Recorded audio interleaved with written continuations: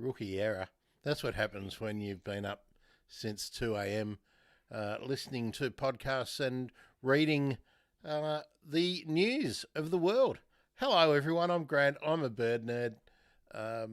That's all we're going to be doing today is checking out some news and views from all around the world. Climate change, environment policy, some interesting research, bird observations, some migratory bird stuff. We're going to be largely relying on stuff that's been posted on Twitter, but also other bookmarks that I've done in the newsreaders. As I was saying when I was muted, April 23, St. George Day, St. George the Dragon Killer, William Shakespeare, born today, and me.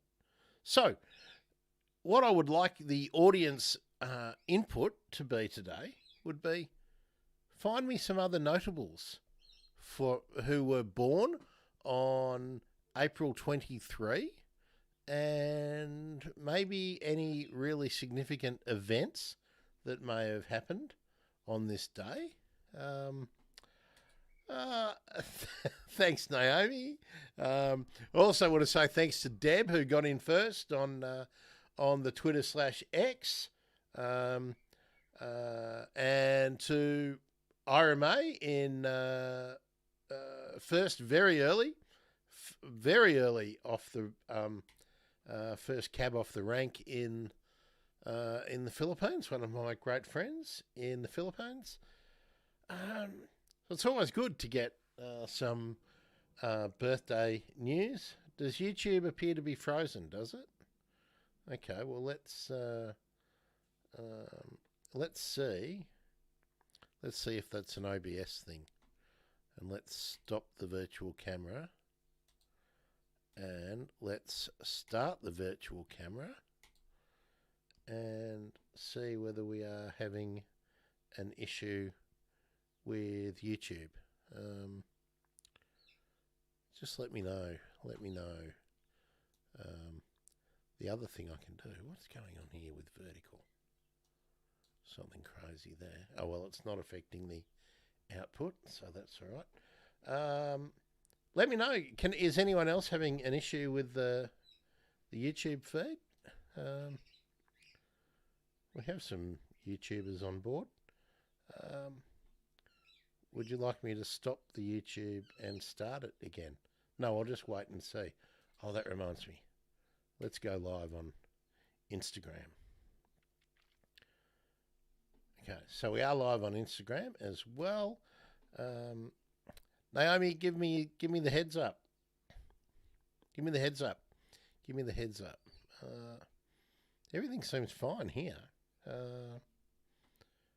I'm not seeing any issues. Maybe I better open up the YouTube and have a look.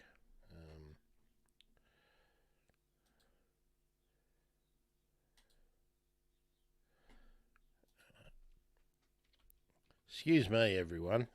I'm going to do a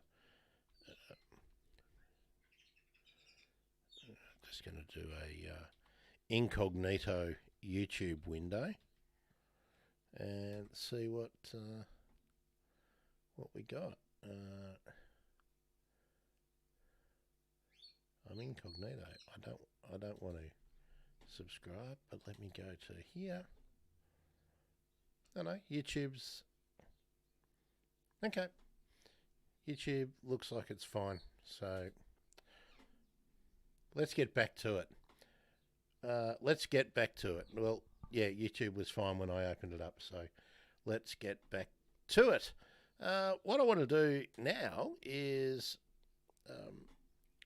just play you something that I saw a lot of people enjoying overnight. Let me take... okay, good. YouTube's all good now. Great. I'm also getting... I'm getting some happy birthdays on the Instagram. Thank you very much for that. As I think I always say on the Instagram, I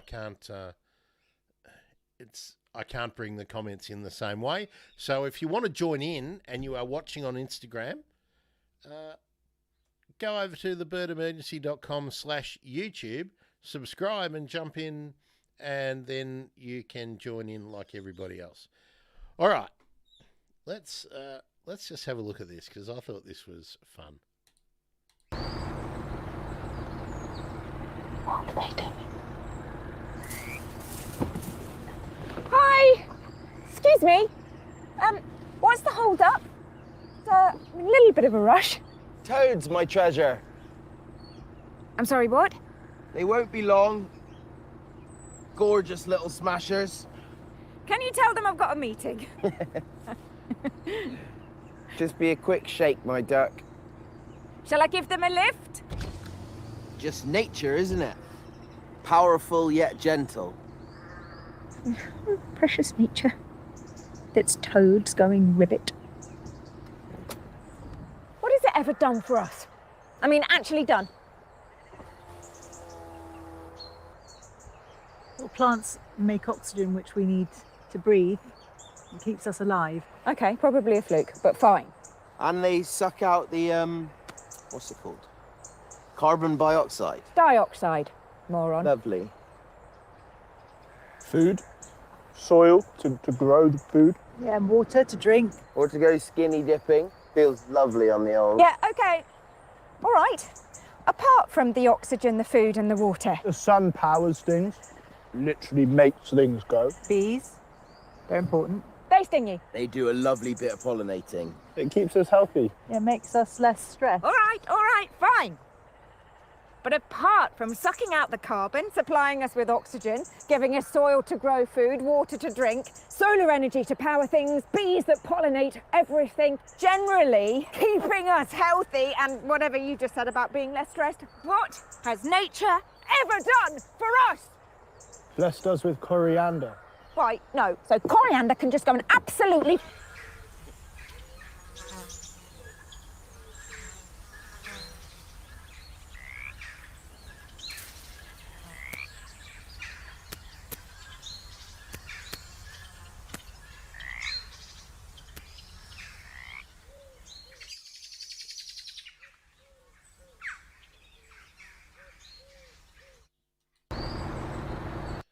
All right, let's get that out now. Now that could be Australia needing that bill. New Zealand, have you all caught up with New Zealand's new Conservative government, which is run by a Pentecostal Prime Minister? Now, I can remember a country that got completely fucked up by having a Pentecostal Prime Minister. What could go wrong, New Zealand? What could go wrong? But New Zealand now has a bill before the Parliament, I think it's out for comment, that they want to have a fast-track process that bypasses all of the environmental safety and standards laws. We might dig into that a little bit deeper. I've reached out for some people to interview, but no one could get back to me before now. Oh, would you like to know the other birthday present? I got a great birthday present today. Holly and I have been passing emails. Holly Parsons is back on Monday. Now, Holly's Monday with Holly segments will be monthly this year, and they'll be a little bit tighter than they have been in the past. And my Monday stream will be much longer, and Holly will just dive into it when she has time. So don't worry, there'll still be lots of rambling. And other guests, like for instance, at 9 a.m. next Monday, Dr. Claire Neems is joining me, and by extension, all of you, to talk about how birds adapt. Basically, migratory birds, how they adapt to changing conditions. And there's a number of things we're going to focus on. Some of it is how birds are adapting in some instances to feral cats. So Claire's got a number of papers out, and we'll talk about what she's found in her research that has led to her recently being anointed as Dr. Claire. Love to celebrate when people achieve their PhDs for the research work that they have been doing, because it's important stuff. Now, just have a quick look. I'm looking at all my notifications just to see what is coming up, and the home, what I'm missing out on the Twitter, the X. I might come over here, because here's a good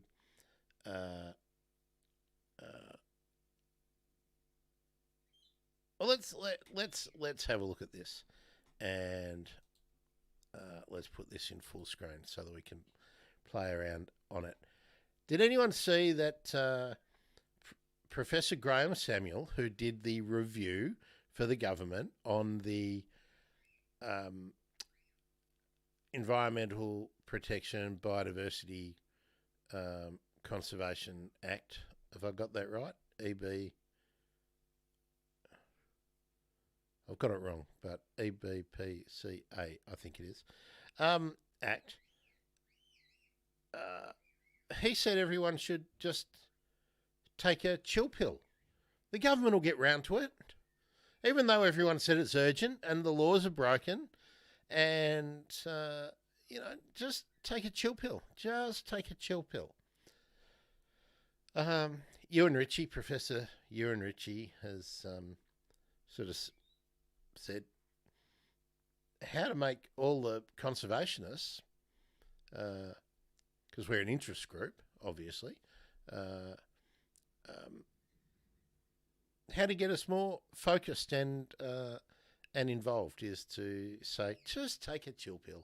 Everything will be fine. But let's look at what's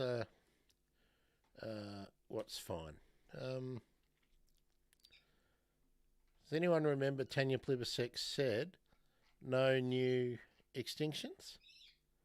Everyone remember that? No new extinctions.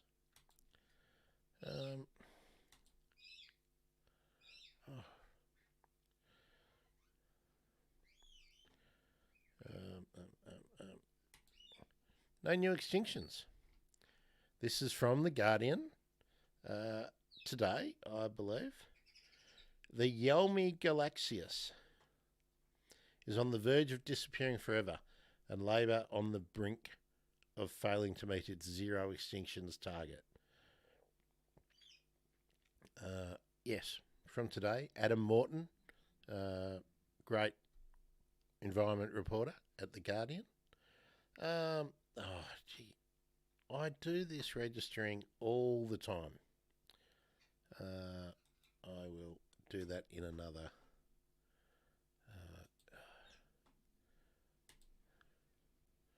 I do this all the time. It drives me nuts. All right.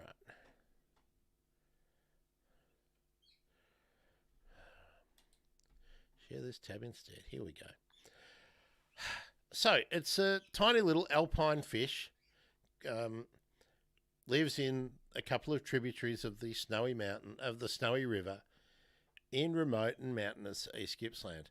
Last seen in March last year, when a government survey found 20 survivors. Since then, nobody knows. Critically endangered, but it hasn't been seen for so long. Jack Goff, the advocacy director from the Invasive Species Council, said the Yelmi galaxius was on the verge of disappearing forever, and the Australian government was on the brink of failing to meet its target of zero new extinctions.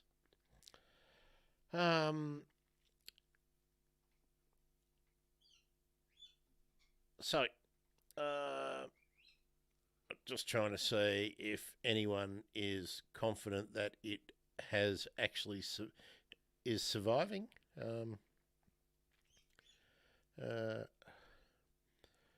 So, the Biodiversity Council's director, James Tressise, who used to be at the Invasive Species Council and who we interviewed on the Bird Emergency in a couple of years back,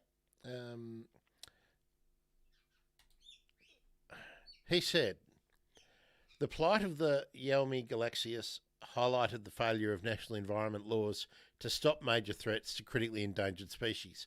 The Albanese government said last week it would soon introduce legislation to create a National Environment Protection Agency, which we talked about the other day, to be known as Environment Protection Australia, but delayed a promised rewrite of the laws.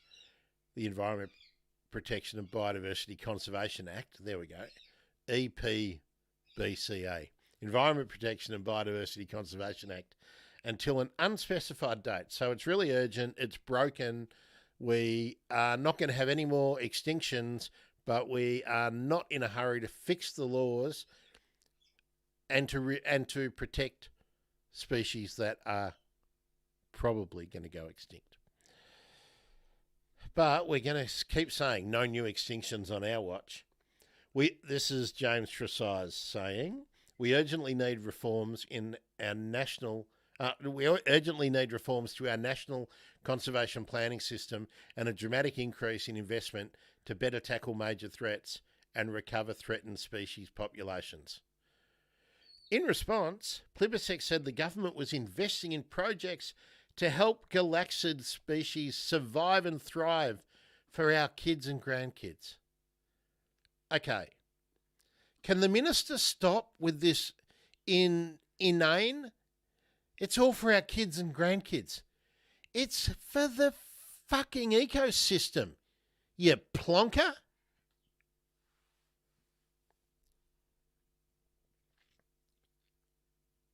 It's inane. It's stupid the way you talk about conservation. Survive and thrive for our kids and grandkids, including establishing captive breeding programs, trout-free refuges. Hey, indirectly trout releases into these rivers. Trout is an invasive species. The trout eat these fish. Can we have some overarching policy? Can we stop making the problems worse that are destroying these native fisheries?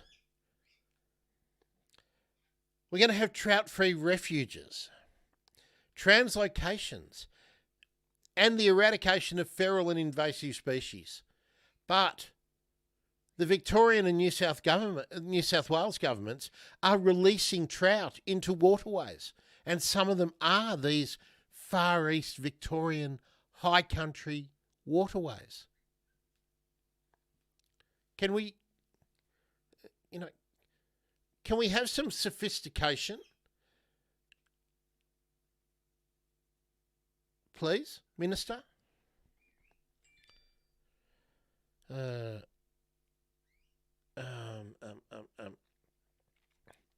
She said, Minister Plibersek, again we're referring to, she said she last year gave 14 galaxid species greater protection under national environment law and that conservation advice was already in place to identify actions to support their recovery, including to mitigate major threats such as predation and competition from introduced fish. Trout stocking is the responsibility of state and territory governments. That's right. So how about you have a national agreement or something? Goff, the advocacy officer or advocacy director from the Invasive Species Council, said while it was true the government had taken steps to help some threatened species, much more needed to be done to save the Yelmi galaxius. It could be nearly gone and maybe it's too late, but we should be throwing everything at it. Now, let me just check. I'm going to go to the IUCN Red List and see what the management that is in. Let's go. What was it? The Yelmi Galaxius. Doing this in real time, just so you can all learn at the same time as me.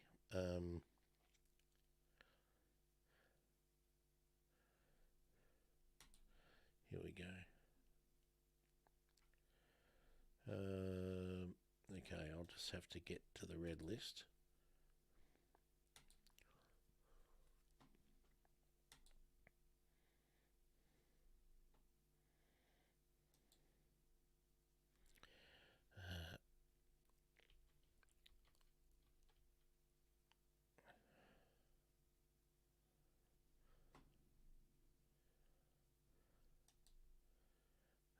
Okay, let's get into it. We want to go geographical scope.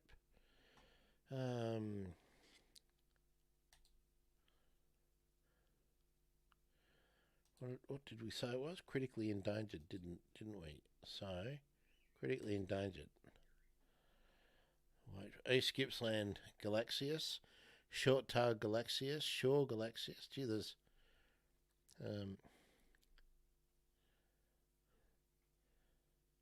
okay, in the critically endangered Galaxius. Now here's something to ponder. Let me let's share this tab instead. So I'm on the IUCN Red List page. Here we go. International Union of Conservation Network. Critically endangered Galaxius. East Gippsland Galaxius. The West Gippsland Galaxius. The Dargo Galaxius. Galaxius New Morwell. Kosciuszko Galaxius. And here's the Yelmi Galaxius. These are all, those ones alone are from East Gippsland in Victoria. Now, here we go. The Yelmi Galaxius has most recently been assessed in 2019. Critically endangered. Let's have a look at the red list assessment.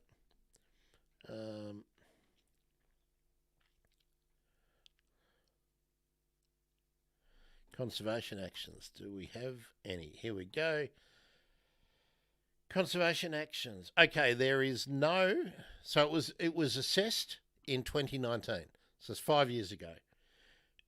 There is no action recovery plan. There is no systematic monitoring scheme. There is no harvest management plan.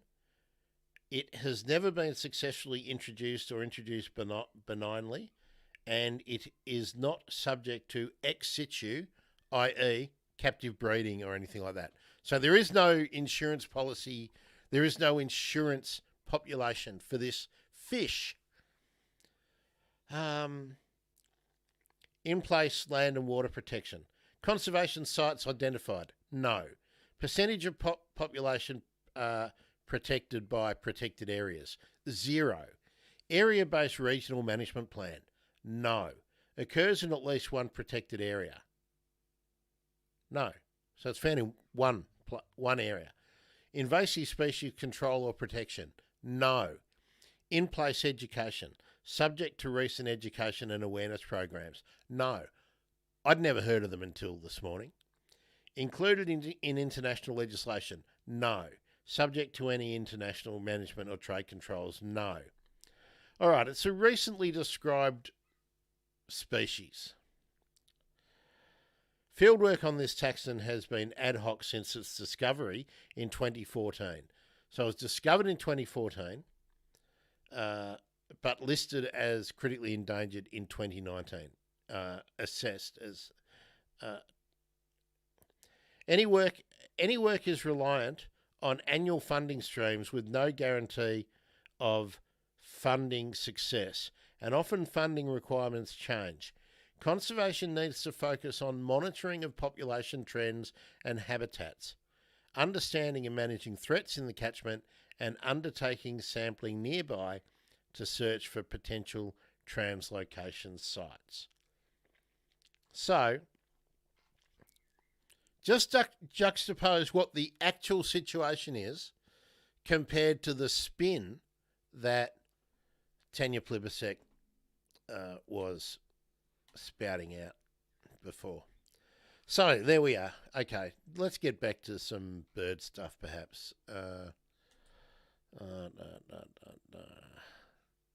Where's my bookmarks? All right, because we've done the Guardian, haven't we? Let's get out of that one. Okay, we've done that. We've done that Guardian story, so that one can go for now. So we'll go off to Twitter, and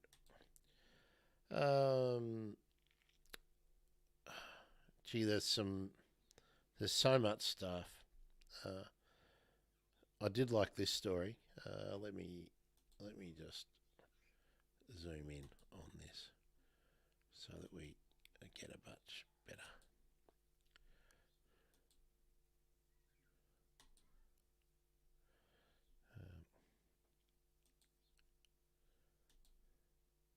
That's better, isn't it? There we are.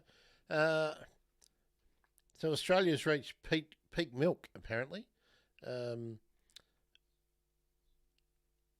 So we're importing milk products, and we are producing as much as we possibly can. Maybe that's good. Other thing I don't know if you're all aware of is that the Woodside AGM is tomorrow. Woodside is one of the major gas producers in Australia. Fracking, exporting so much liquid natural gas to the rest of the world. Now the chairman, who is on bank boards, he's been on heaps of sporting bodies boards. I think he was he the chairman of Qantas? I mean, it's all this same the parasite class.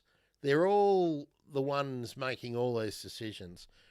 Well, the Australian superannuation industry really want to keep Richard Goyder around, but the rest of the world want him gone because Woodside has not got a credible and serious policy in place and aims to reduce their carbon emissions in line with international obligations and targets. So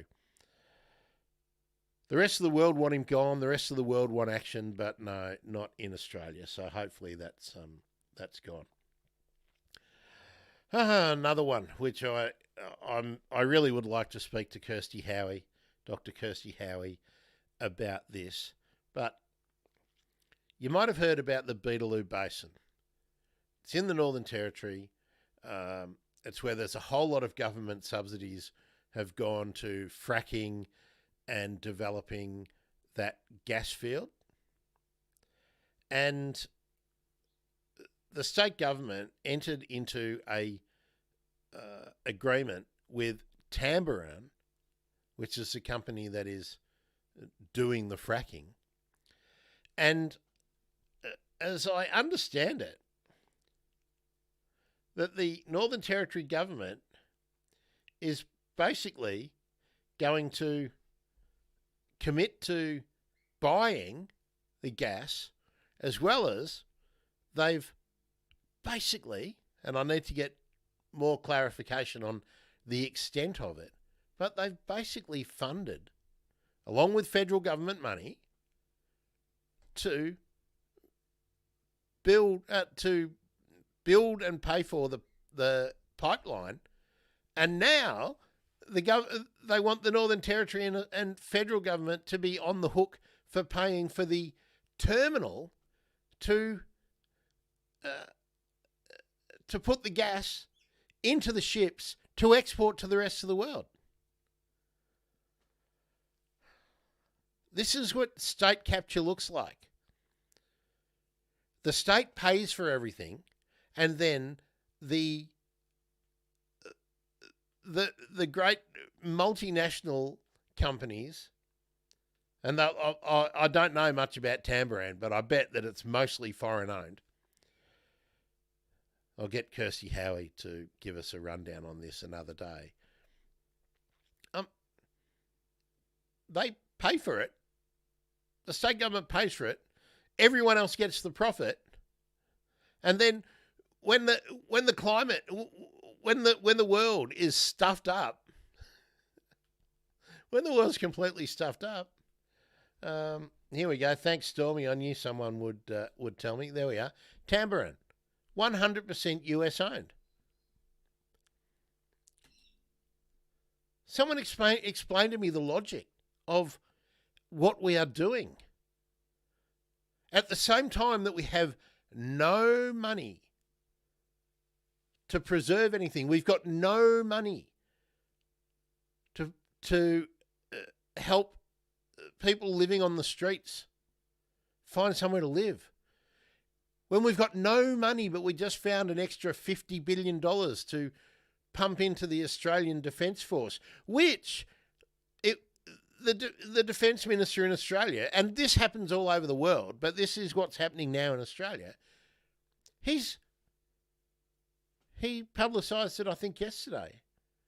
Hid it, but it came out, thanks to Senator Rex Patrick, that the Australian Defence Force will be merged into US Defence Command in the event of conflict with China.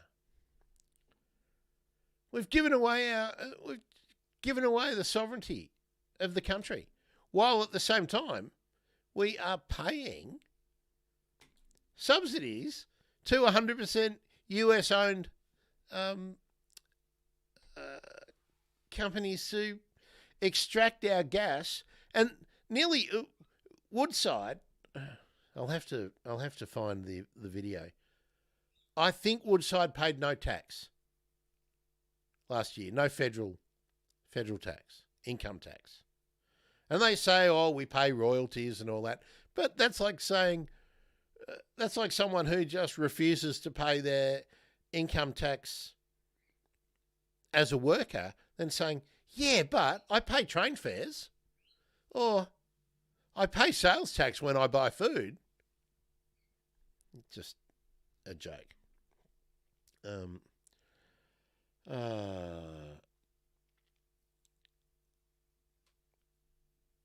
Yeah. Anyway, that's just shocking. Now, I want to find. Just scroll through. There's a lot of Twitter today.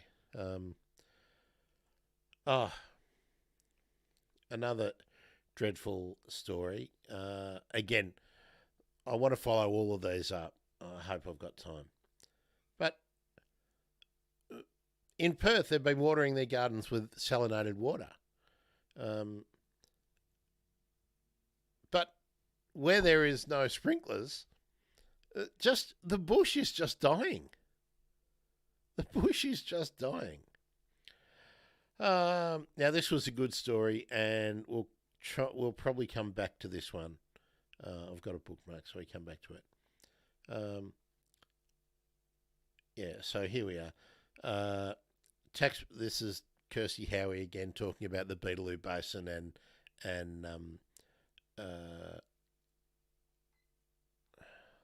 can I open this one? Can we read this one?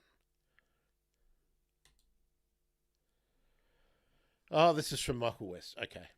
Gas pipeline with no gas. Chinese and Singapore tax dodgers leave the public with an elephantine bill.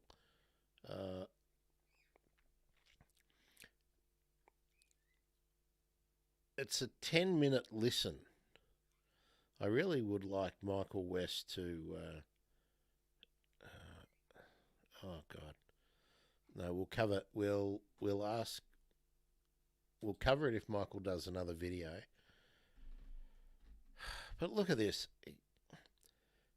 So the Australian community, be it through state or territory or national subsidies, national government subsidies, are going to pay $1.5 billion for a gas hub in Darwin, after already subsidising the pipeline to Chinese and Singapore companies that don't pay the right amount of tax, and to, well, we say Tamaran, an American company. Okay, this is a really good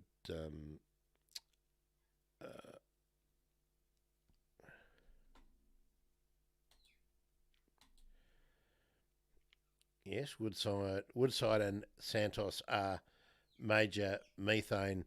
I'd call them methane emitters. I don't think that they generally intend to produce methane. They are producing natural gas from inland natural gas. But methane is a byproduct, shall we say. It's a substance that is emitted, not fully captured, and indeed not measured. So we don't actually know what damage the production of the inland natural gas is doing. And this is just, it's just shameful. It just goes to show that governments talk, but they need to act.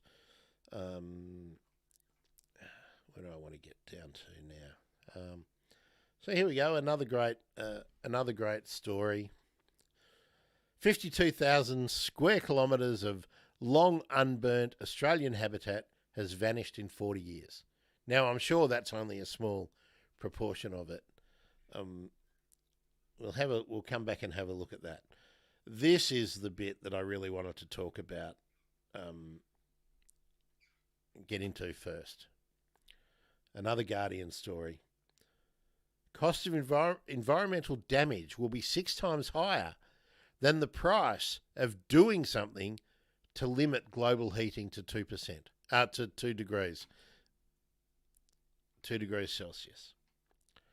I have to look up. I got one of my friends in the Philippines messaged me yesterday and said that they had seen on the news, and they are in Mindanao, that next month they expect the top temperatures to be at times over 50 degrees. Now, I want to confirm that. We'll check that in a minute, but here's the... now, that's Vietnam. That's a pond in Vietnam. March was recorded as the hottest month globally on record. This is Jonathan Watts in The Guardian, and this will be a Guardian UK, I believe. The climate crisis will mean that average incomes will fall by almost a fifth within the next 26 years compared with what they would have been if there was no such crisis, according to a study that predicts the costs of damage. The cost of damage will be 6 times higher than the price of limiting global heating to 2 degrees Celsius. Rising temperatures, heavier rainfall, and more frequent and intense extreme weather are projected to cause $38 trillion US dollars of destruction each year by mid-century, according to the research, which is the most comprehensive analysis of its type ever undertaken, and whose findings are published in the journal Nature. So peer-reviewed publishing.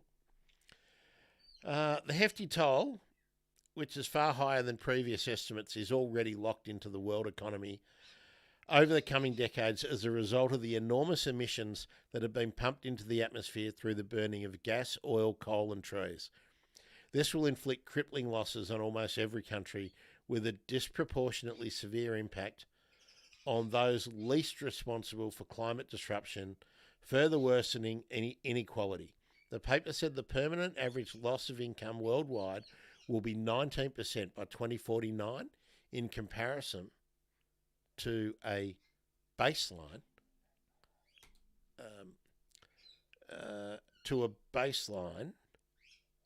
without the impacts of climate breakdown. In the United States and Europe, the reduction will be about 11%, while in Africa and South Asia it will be 22%, with some individual countries much higher than this. It's devastating, said Leonie Wenz, or Venz maybe, a scientist at the Potsdam Institute for Climate Impact Research and one of the authors of the study. I'm used to my work not having a nice societal outcome, but I was surprised by how big the damages were. The inequality dimension was really shocking. The study also looked at the second half of the century, where human actions now can still make a big difference.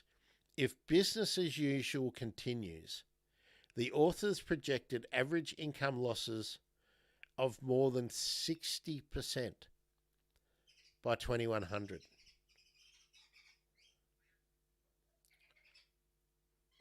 Just think about the societies that are going to be most impacted by this. What we generally will call the global south, but it's going to be all of the developing nations. 60% income reduction in real terms by 2100.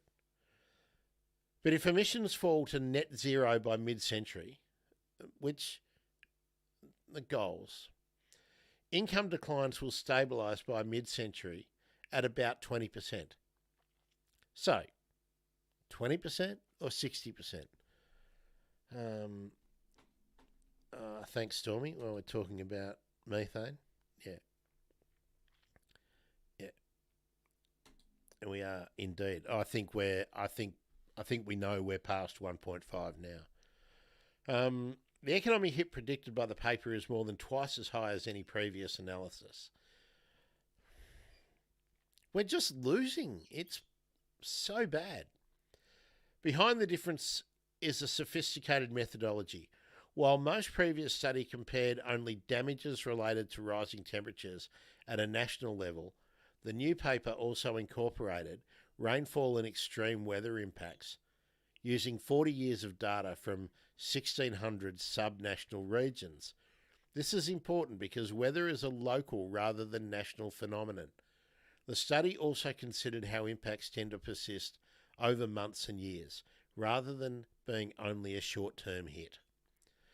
The new paper says countries such as Germany, down 11%, minus 11%, France, minus 13%, the US, minus 11%, UK, minus 7%, will lose out even by mid-century. Worst affected will be the countries in hot regions, including Botswana, minus 25, Mali, minus 25, Iraq, minus 30, Qatar, minus 31, Pakistan, minus 26, and Brazil, minus 21. And you can layer on top of that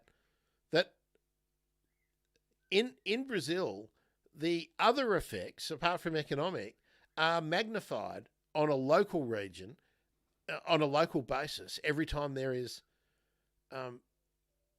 greater clearing of the Amazon. We might get to that. I did dig up a study about that yesterday. Maximilian Kotz, an author of the study, said strong income reductions were projected for the majority of regions, including North America and Europe, with South Asia and Africa being most strongly affected. These are caused by the impact of climate change on various aspects that are relevant for economic growth, such as agricultural yields. Okay, so we get back to Twitter. Get rid of that one.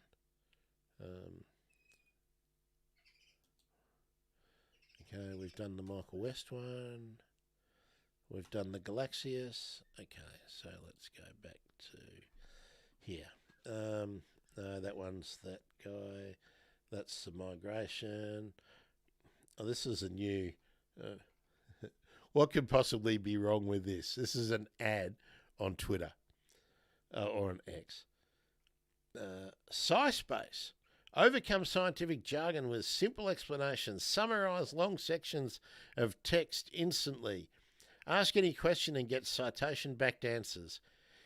It's time you start reading research papers with SciSpace. Hours worth of reading, now done in minutes. I just saved that because I'm going to give it a go. I'm pretty sure it's going to be awful. There's the What Has Nature Ever Done For Us? Okay. I just wanted to draw your attention to this. There's always stuff going on around the world. So BirdLife Africa, in the last week, conservation stakeholders met in Arusha in Tanzania. The meeting organised by something went wrong. Oyutali and BirdLife partner Nature Tanzania brought together stakeholders from various institutions to discuss the lead poisoning of vultures and other wildlife species. Now, if you don't already know, the poisoning of vultures is a massive issue around the world, partly from lead shot because they ingest lead that has been that is in animal carcasses that they eat, and also there are some chemicals that are having massive impacts on vulture populations. It was World Curlew Day, a couple of days ago here, but yesterday in how good's that? In the northern hemisphere, or the other side of the world,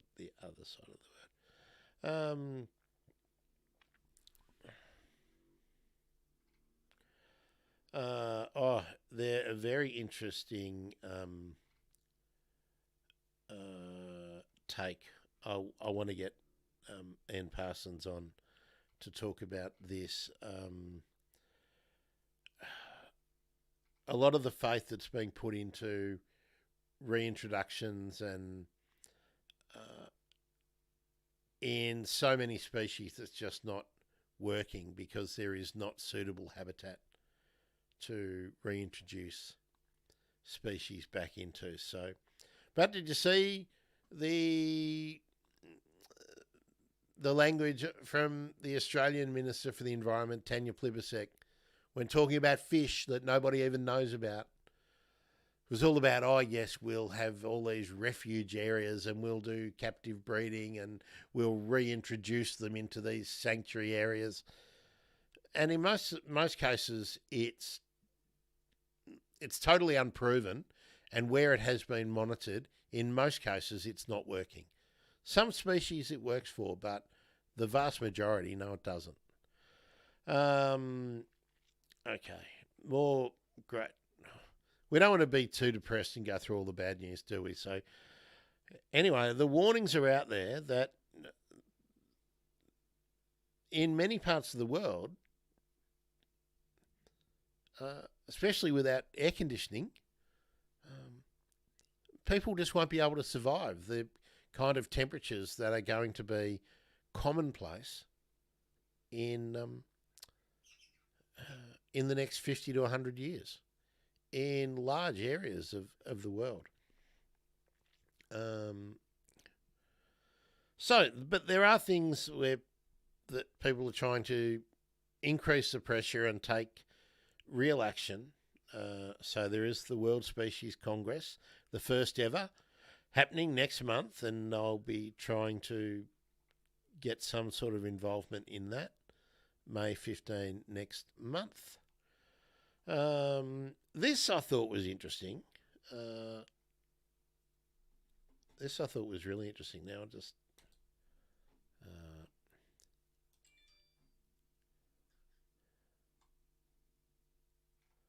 the abstract. Can I get the whole thing? I can. Okay. We might talk about this in a talk about this in detail. Oh, excuse me. But not today, because I need to read the whole paper. But this is interesting in some of the research that's being done, trying to quantify the effect of the rapid increase in the number of wind turbines that are being installed in Europe and on the Mediterranean coasts, and how they impact migratory birds. So lesser kestrels migrate between Europe and Africa. And just have a look at this. Have a look at the wind turbines. Let's see.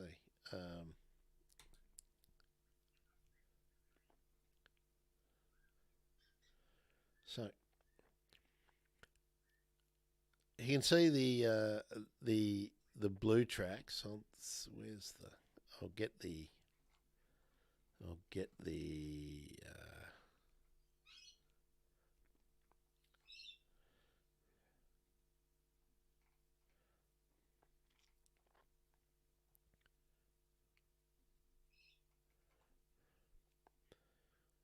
okay. So the different colours are the three biogeographical populations of the kestrels.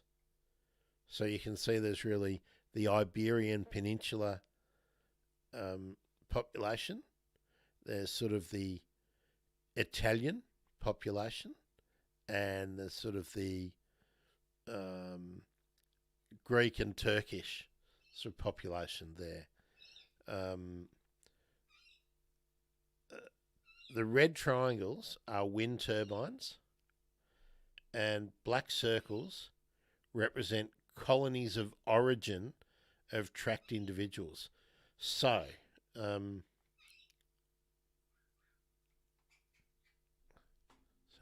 let's see. I'm not sure if let's make that a bit bigger, and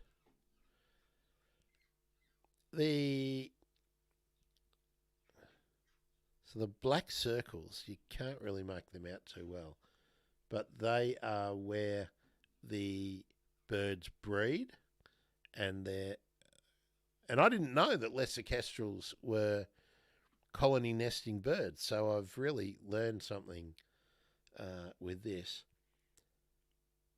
But there are so many wind turbines. They're all those the red triangles, or they'll appear like red dots on the way you can see them there. But so many of the colonies have turbines within 1 kilometre of them. But the birds have to fly past or near a lot of turbines. 26%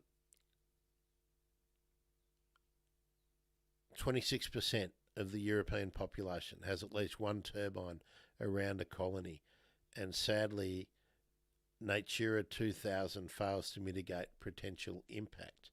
Now let me see what Natura 2000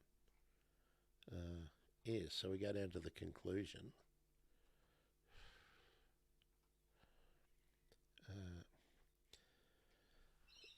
Now, there were 1,837 colonies across 5 countries. The information was collected between 2016 and 2021. 26,324 pairs, 1,513 colonies from the Iberian population, 210 from the Italian population, and 114 from the Balkan, or what I call the Greek and Turkish population. I'm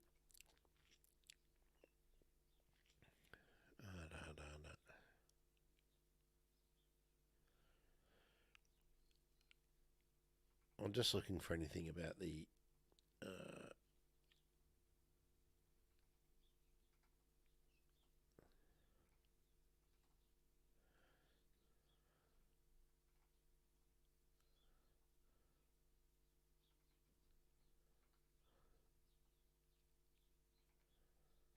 Just bear with me, folks, because I'm looking for the...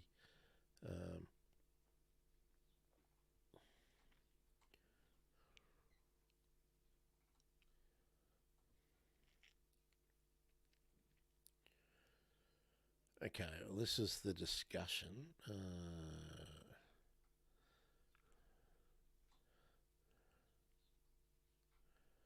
right.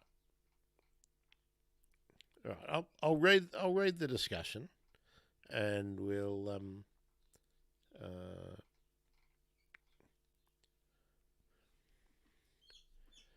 oh, that was the end of Instagram too, by the way. So see you, Instagram.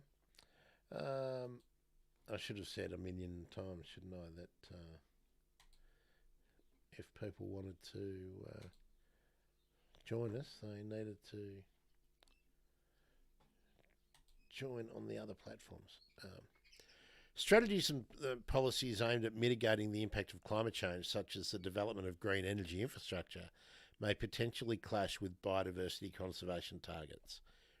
We provide an assessment of the exposure to onshore wind farms in European lesser kestrels using both colony and individual level approaches. This was achieved by gathering information from 2 large data sets compiled ad hoc for this study. Colony size greater than 1,800 colonies, and one of the largest GPS tracking data sets ever generated for an avian species. It's greater than 350 individuals. The first remarkable outcome of our study was that 26% of the European lesser kestrel breeding population had at least one wind turbine within the foraging buffer of the colony. This represents a pressing conservation issue, considering that turbines can have a detectable impact on lesser kestrel mortality due to collisions. In southern France, 60 lesser kestrel carcasses were reported over 11 years at a single wind farm consisting of 31 turbines located within 10 kilometres of 5 colony sites. Correcting for carcass persistence and detection biases would make these figures 3 times higher. Demographic modelling suggests that such a mortality rate induced by a single wind farm has led to reduction of the local population by 22% in 15 years. Furthermore, we showed that the 3 European lesser kestrel populations considerably differed in their exposure to onshore wind turbines. Italian breeding pairs had on average many more wind turbines within their foraging range than Iberian ones, which in turn have slightly more turbines than Balkan ones. At the population level, almost 2/3 of the Italian breeding population, 63%, had at least one wind turbine within the foraging areas surrounding colony sites. This figure was considerably lower for the Iberian population, at 10%, and even more so for the Balkan colonies, where it dwindled to less than 1%. This finding suggests that each country should prioritise different measures to mitigate or not increase the risk of collision with wind turbines. Italian and to a lesser extent French authorities should, for instance, focus more on mitigation of the potentially detrimental effect of existing wind farms by, e.g., installing automatic detection systems to curtail turbines when a given threshold of bird activity is detected around wind farms. Definitely want to look into that, as well as prioritise decommissioning wind turbines at the end of their operational life. Well, you would think that would be happening, wouldn't you?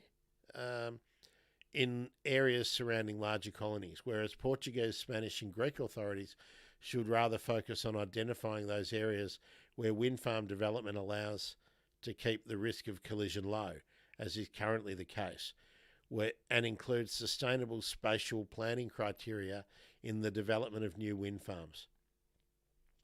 Dunnett et al. In 2022 publication predicted limited overlap of the area of expansion of renewable energy infrastructures and protected areas. However, this result was debated by various authors, as it is likely not enough to buffer the decline of species of conservation interests, such as migratory taxa negatively affected by wind turbines, which also exploit non-protected areas. The N2K network covers 18% of European land territory and is likely the most extended network, or at least partly protected areas worldwide. The network aims to ensure the long-term survival of Europe's most valuable and threatened species and habitats listed under both the Habitats and Birds directives, the latter of which includes the lesser kestrel among species of European conservation interests. The effectiveness of the N2K network in protecting European biodiversity is debated, as scientific assessments provided mixed evidence. Donald and Santana et al. However, the distributions of a large proportion of threatened species of mammals, birds and reptiles were largely encompassed by the N2K network, Trochet and Schmeller, 2013, with positive effects also on species not listed in the annexes of the EU directives. Moreover, the establishment of the N2K network seems to have attenuated, although not reversed, the declines of farmland bird populations and other common species. Differently from our predictions, our results suggest that environmental regulations governing N2K, which vary broadly among countries due to different national legal frameworks, did not prevent building wind power generation infrastructure around lesser kestrel breeding colonies. Rather, the species' foraging grounds, including vast open extents of pseudostepic cereal farmland, that's a pseudostepic cereal farmland, were apparently highly favourable sites for the deployment of wind turbines, e.g. in southeastern Italy. Yet it should also be mentioned that at least in Italy, the construction of any further wind farms within N2K sites has been banned since 2007. Fantastic. Oh, God, can you hear Loz going on? Loz is attacking the callistemons I picked for him today outside.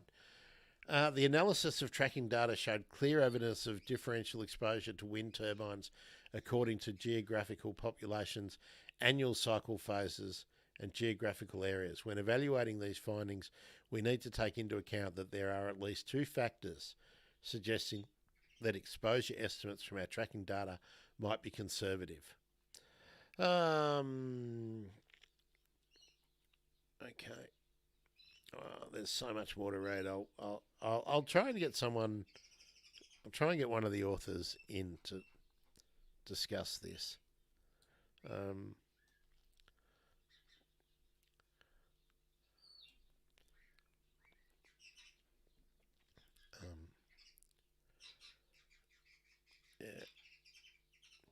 Yeah, so it doesn't seem to be a solid finding. So, but I love the graph, the GPS mapping, and the overlay with the data of the wind turbines. Look at the development in Europe compared to the development in Africa. Yeah, there's a little bit along the Red Sea there. A little bit along this. What's that?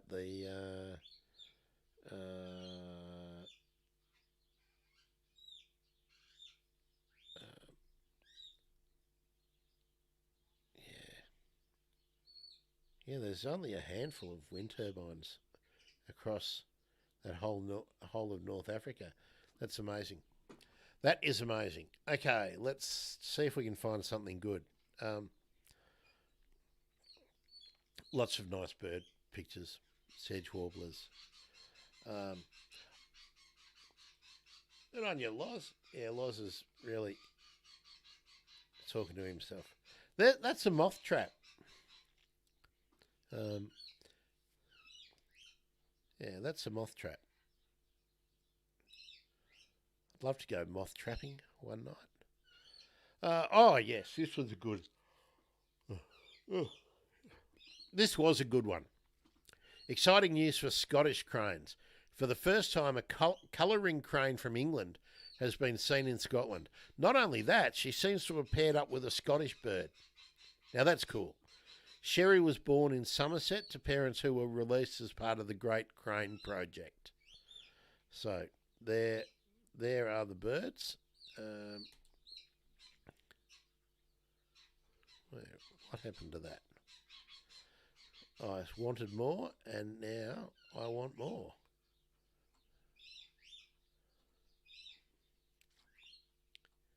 Well, I wanted more, but I didn't get more.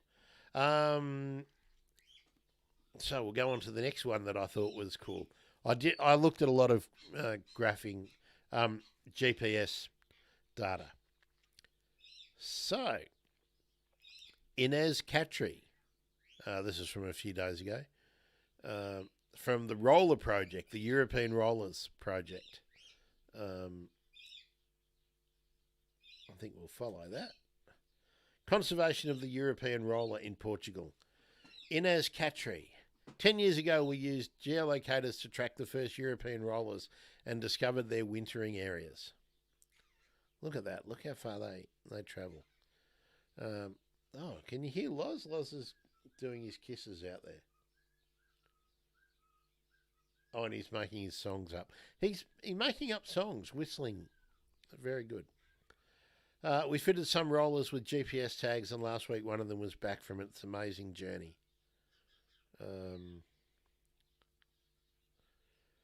Okay, so breeding in Portugal, and then that's pretty amazing journey, isn't it? That is amazing. I'm happy with that.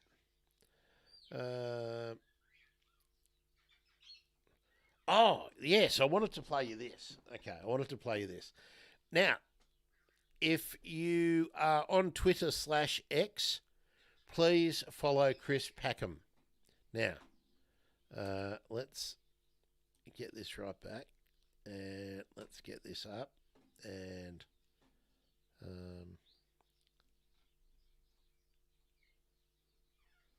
we go back.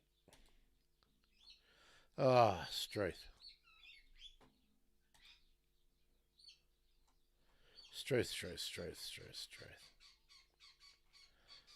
Come on. We've done the rollers. Here we are. Okay. All right, let's get to the...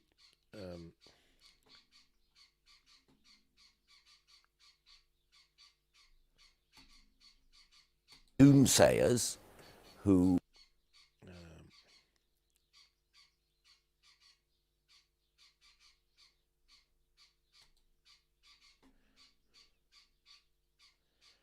All right, we've got this up. Okay. All right. Now, this was on...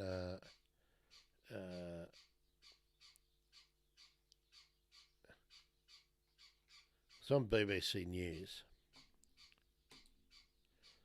Okay, here we go. Ready, steady, go. If you don't follow Chris Packham, as I said, please do. I'll share his link shortly. Ordinary people want to be able to drive a car and fly on holiday.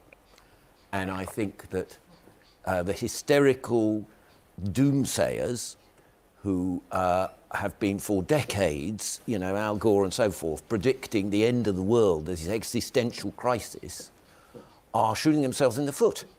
Because ordinary people actually do not want and will not vote, I believe, to be poorer and colder.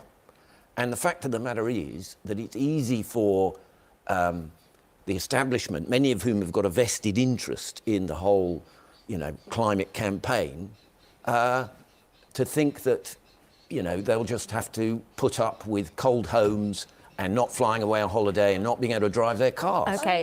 What about the ordinary people of Dubai last week? What about the ordinary people of the global south that has just suffered the hottest year ever, where their crops have failed? There have been extensive wildfires. What about Where's the the ordinary evidence that people any there? of that is connected to carbon Luke, emissions? it doesn't Where's come the from evidence? Toby Young's Daily Septic, which is basically put together by a bunch of professionals with close affiliation. I mean, folks, we've just been going through a whole lot of evidence. That Nature report is one of the most rigorous studies done yet. And let's go back to this plonker.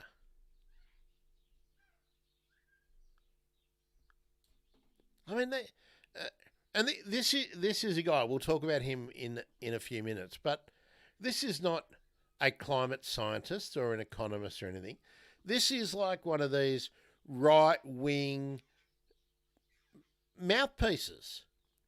These guys like, what's his name, from the Institute of Public Affairs here in Australia, that the dude who's going to stand again in Goldstein.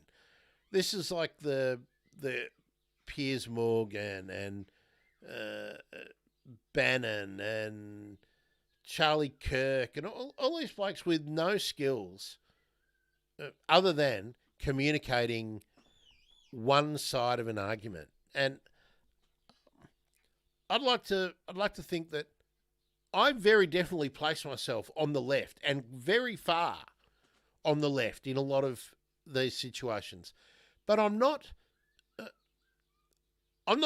trying to say I want you to have colder homes or do less of this or less of that.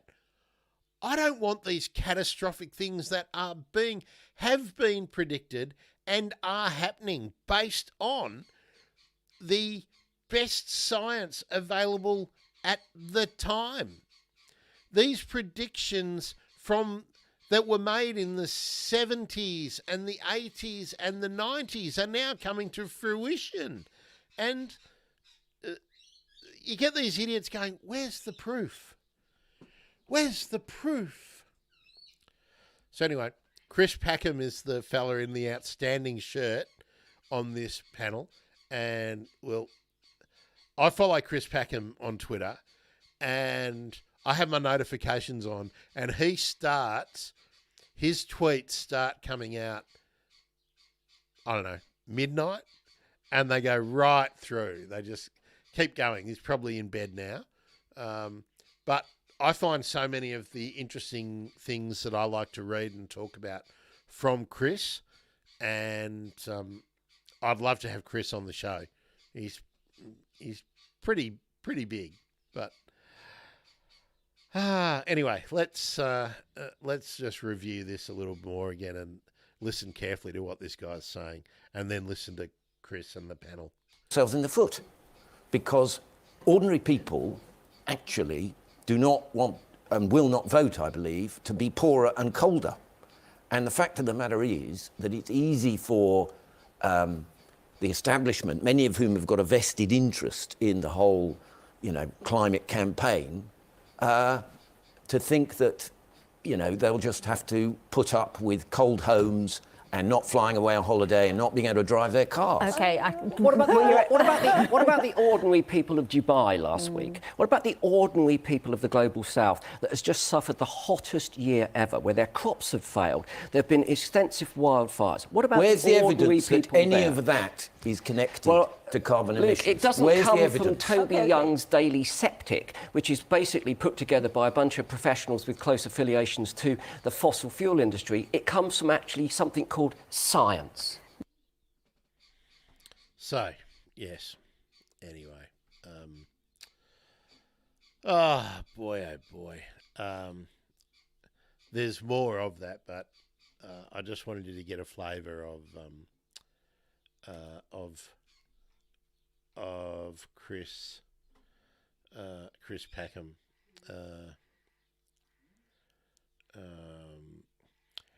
Luke Johnson, businessman. Horizontally recycled nappies go on sale in Japan for the first time. Will we? Let's see if we can.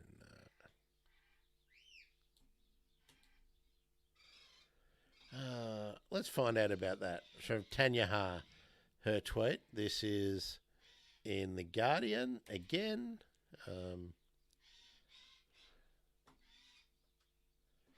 No, I don't want to do that. Share this tab. Product made from used nappies will go on sale in shopping centres after sterilisation, bleaching and deodorising. From The Guardian, Justin McCurry on Monday. A company in Japan has started selling the world's first horizontally recycled nappies as the country's ageing society undergoes a shift in demand for children's diapers to those for older adults. Unicharm, based in the southwestern prefecture of Kagoshima, put the adult and baby nappies on sale this month in shopping centres in Kyushu, one of Japan's 4 main islands, in collaboration with local governments. The Mainichi Shimbun newspaper reported. They are described as horizontal because the reproduced items are the same as those that they were recycled from, as opposed to being turned into different products. Unicharm has said it used sterilisation, bleaching and deodorisation technology involving ozone to ensure that the recycled nappies were free from unpleasant smells and bacteria. Tsutomu Kido, a senior executive officer at Unicharm, said, "We have received approval from experts concerning hygiene. The recycled nappies have been used in hospitals and nursing care facilities in Kagoshima since they were developed in 2022. The range is now on general sale, including those for children, which cost slightly more than regular disposable nappies, according to Unicharm. Customers who have used these products said they were comfortable and felt no different from regular diapers," it said in a statement. While Japan's demographics have triggered plummeting demand for children's nappies, sales of those for older people are expected to continue rising. Last month, the manufacturer of paper products said it would stop making children's nappies later this year amid a sharp decline in demand and boost production for older people. So that's very interesting, isn't it? This is where governments can have something to do with promoting this kind of manufacturing, but at the same time, perhaps play with some price signalling. Wouldn't it be nice if they forced the price of the new nappies to be higher than the recycled nappies, and that you would get some kind of rebate if you were not throwing your nappies away, but if there was a recycling scheme that would reduce how many of these almost non-degradable products. And they're pretty disgusting. When I was working in Townsville many years ago, we had to walk along the rock wall, the erosion rock wall along the Strand, and that's where people just went and stuffed their used baby diapers because they obviously don't want them in their household garbage. So they go and stick them on the foreshore. So we need to encourage it. If the technology is there, and if they can sell them at only slightly more than the, shall we say, the pristine, the new product, this is a perfect example of where a government should do some market manipulation and set a price signal so that, one, people will prefer to buy the recycled goods so that we have to produce less of the plastic to start with, and that there is a chain of I want to say chain of custody, but that's not the right word, but a method, an easy method for recycling, and that there's a rebate or something, some discount code or something you get for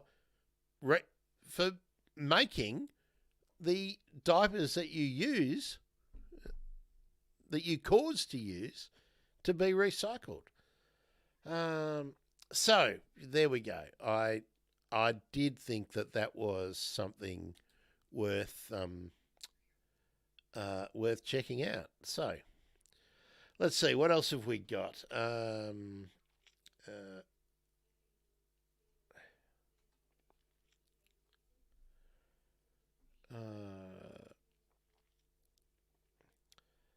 That's something I just want to read more and find out about.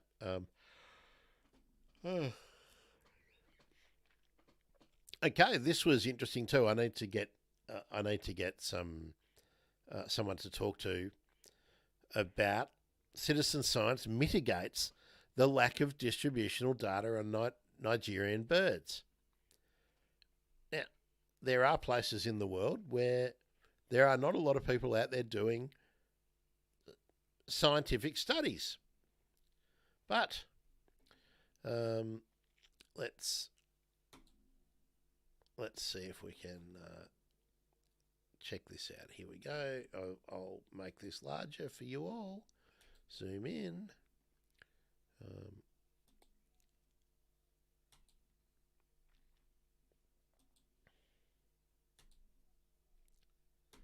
Okay, from the journal Ecology and Evolution.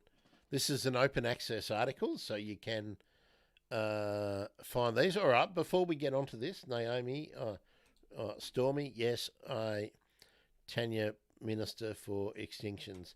She's also the Minister for getting herself in the media.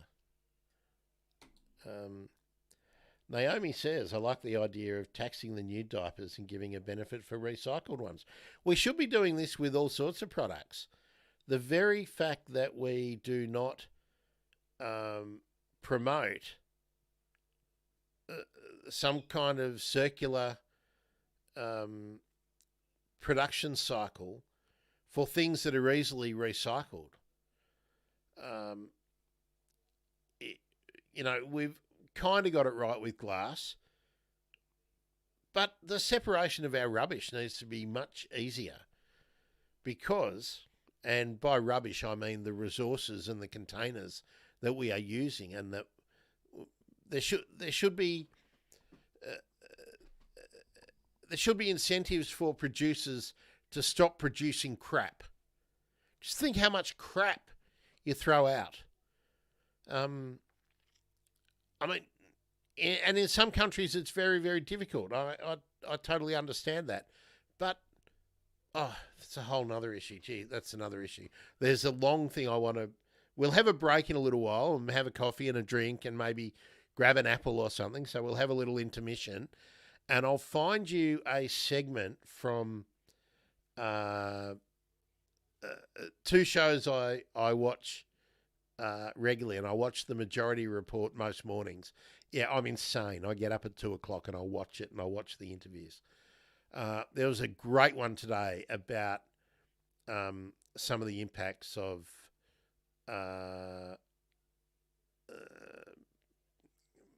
climate change, but more generally in policy settings, but in how all of us in the industrialized countries are completely stuffing up the economies of all the other countries. And I'll find that clip and we'll go through that, but we'll need to have a break, I think, before we get there.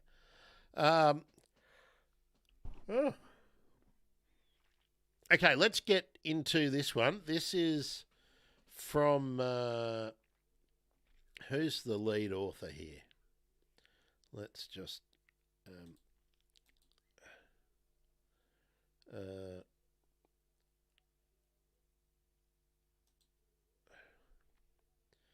the corresponding author is Inuanum, Department of Zoology, Ornithological Research Institute, University of Jos, in Laminga in Nigeria. So I will reach out and try and get to talk about this. Citizen science mitigates the lack of distributional data of Nigerian birds. The abstract.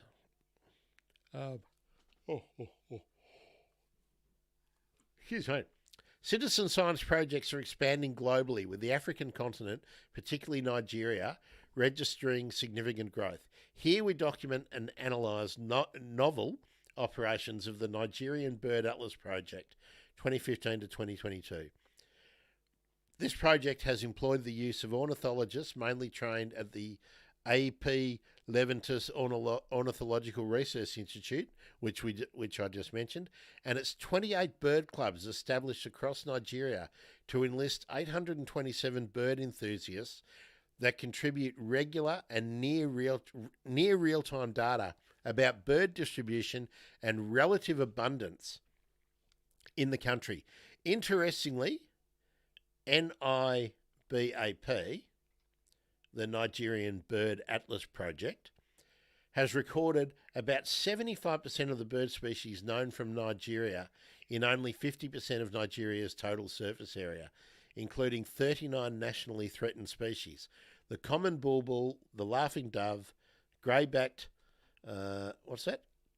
Cameroptera were the most commonly recorded species, while Amurum Forest Reserve, Ranage Fish Farm, and the Obudu Cattle Ranch were the most surveyed sites during the period. Thus, our approach reveals how to increase involvement of nature enthusiasts, ornithologists, and a regional research institute to build local capacity and contribute rich information necessary to alleviate the lack of distributional data about afrotropical avifauna. We strongly recommend our approach to boost other citizen science projects across Africa and beyond to address the huge lack of biodiversity data, create public awareness, and foster conservation education. So, good news. I think that's good news. What's going on here? So, I'll leave that one up. Let's try and talk to these folk. Great photo I wanted to show you just because it's really cool. A Slavonian grebe on a Scottish loch yesterday. Full frame, 600 lens. That's pretty nice, isn't it? That's pretty nice. Oh, yes. Now, this is another one. This is another one that I'm going to try and get someone to talk to about this next week. About bird-friendly materials to put on your buildings. Glenn is saying he would be happy with that. Correct? I think that's what Glenn is referring to. Yeah, that's a magic shot. Look at the ripples. I don't want to go too much into the photography stuff, but yeah, that is magnificent. That is a magnificent shot.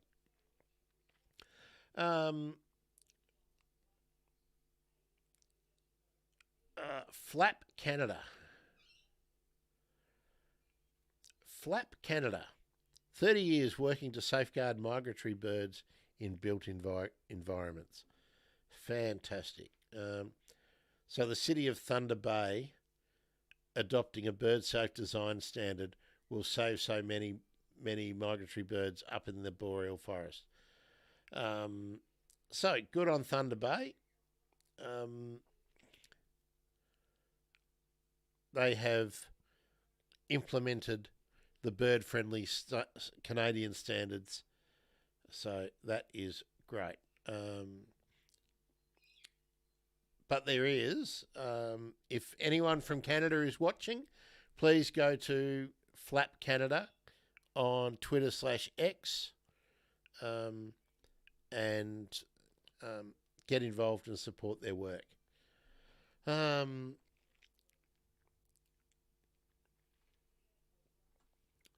This one is... See, follow some of these because you can get all the info as well and check it out. Are the efforts to counter wildlife crime, i.e., poaching and trapping for the pet trade and bushmeats and all that kind of stuff, are they working to conserve African, Asian, and Latin American wildlife? We'll look at that into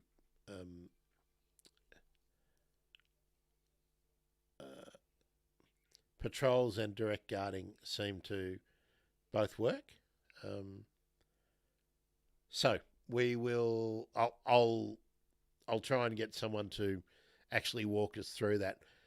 You will, of course, remember that if you've listened to the podcast from way back when, this is the kind of intervention that the Philippine cockatoo and the Philippines eagle have implemented. And they've actually turned poachers and hunters into guardians of those birds. And it's having positive effects. Is it enough to counter habitat loss? I don't know, but we can only hope. Now, you can nominate Landcare Legends in Australia. So, Landcare Australia, landcarer.com.au. Landcarer.com.au to find or to nominate a Landcare Legend.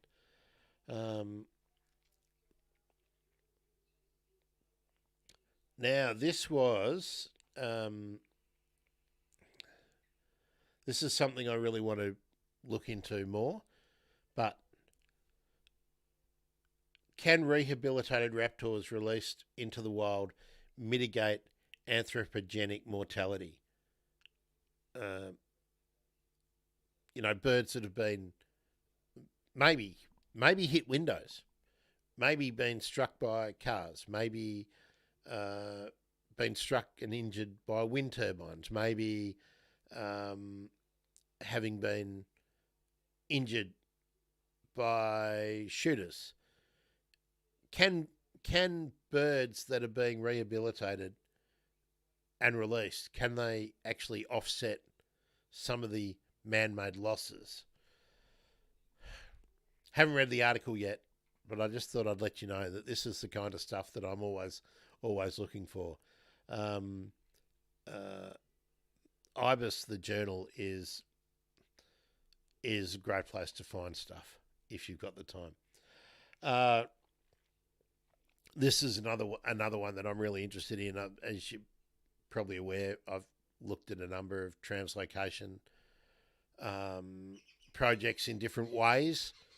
I want to really look at dig into that one, particularly because it's Godwits. Godwits, amazing. What else have we got? Hannah Bourne Taylor again has been doing amazing work in Britain to preserve the swifts. So much lobbying trying to get the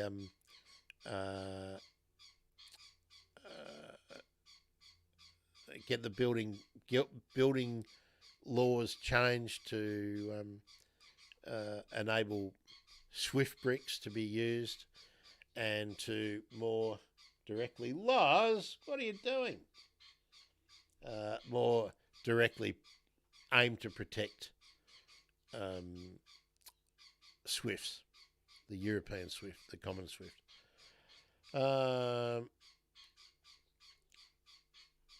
Now, this is Chris Packham. Chris Packham at Chris G. Packham. Follow him, please. 630,000. Let's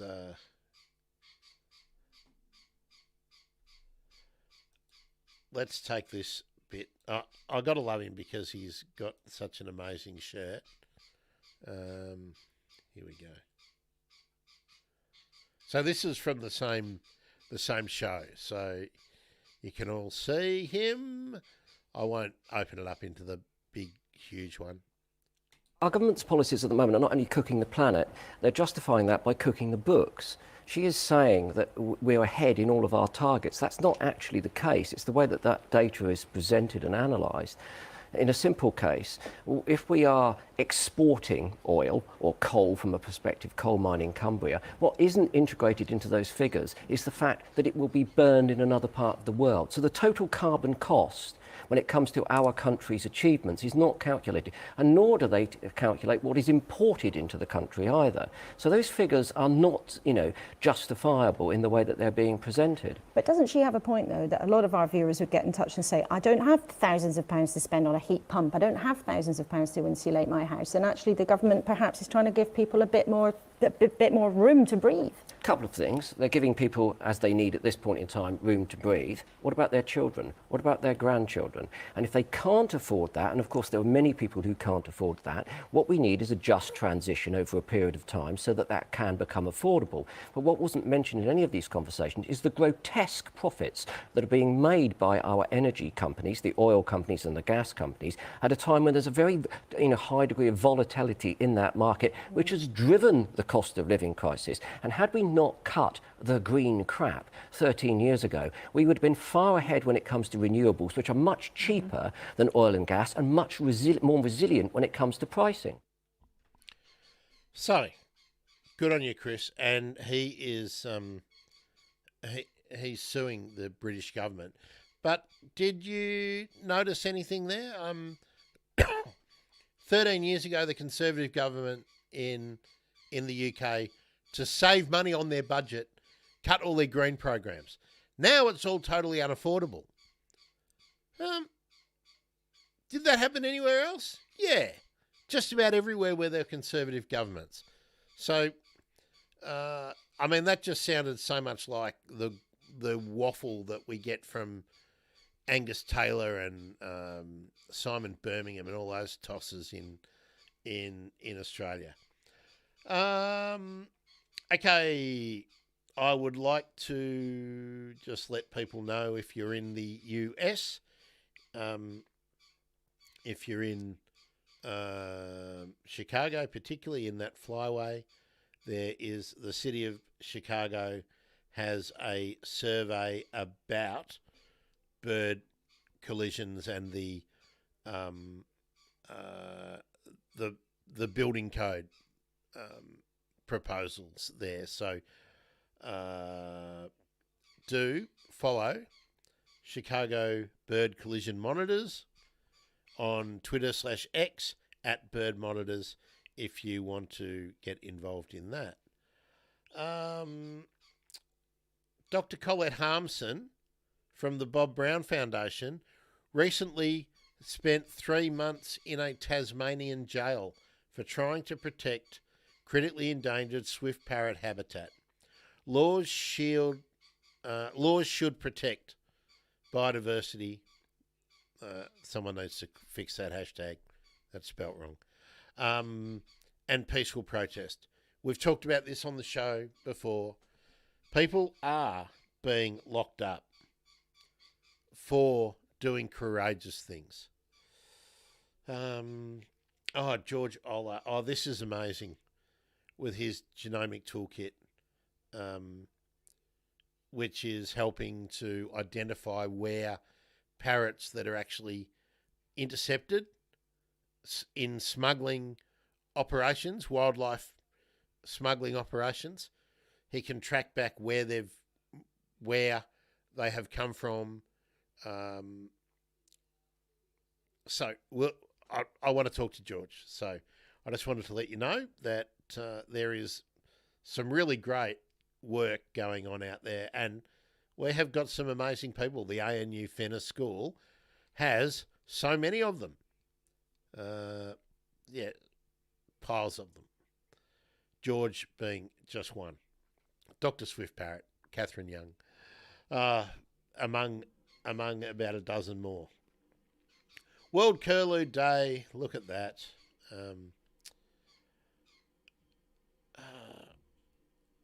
Fantastic. World Curlew Day. Oh, yes. I do want to get, after our intermission, we'll get to some of the longer clips. Polly Hemming and Richard Dennis at the biodiversity hearings. That was pretty good. We'll get that clip. And talking about greenwashing, that was pretty cool. Great Southern Bioblitz, follow that, get involved. This is more about Georgia Ola.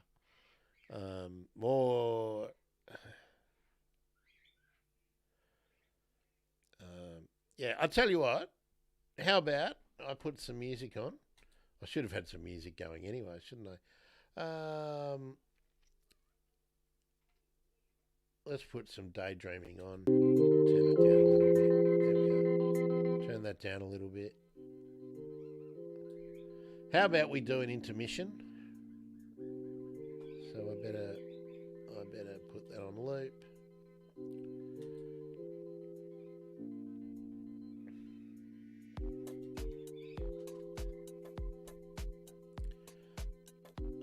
Where will we put this?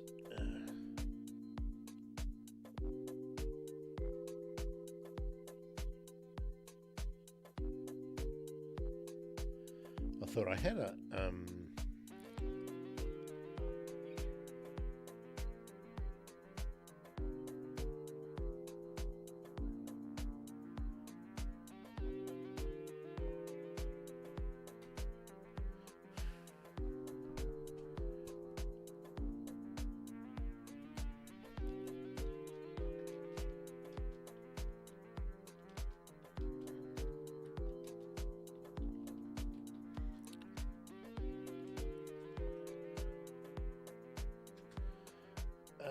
okay.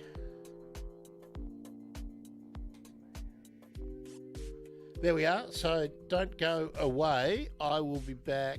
I will be back soon. I'll get myself a coffee, answer a couple of urgent texts that I've just seen crop up, and then I will find the couple of longer clips I wanted to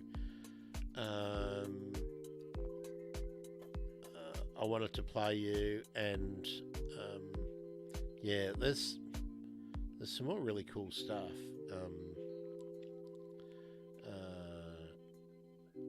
I've got another Philippine bird to talk about too. So let's do that. I better open my notifications. I've got more notifications.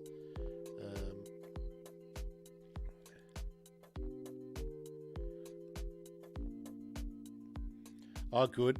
Ian, fantastic. Ian Penner on the case, following up something that I had. Yep, very good. Following up. I like it when Ian does that. Just looking through.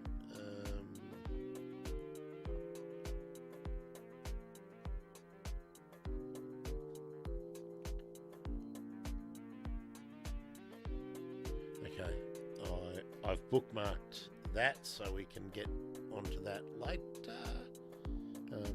All right, I shall be back soon.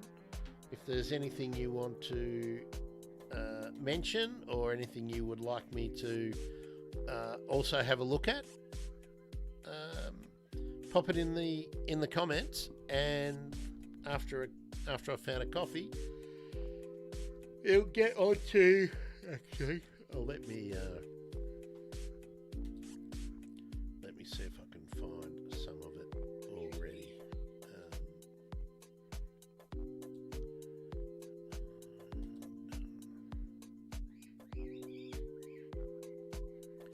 I'm pretty sure I put it in my watch later.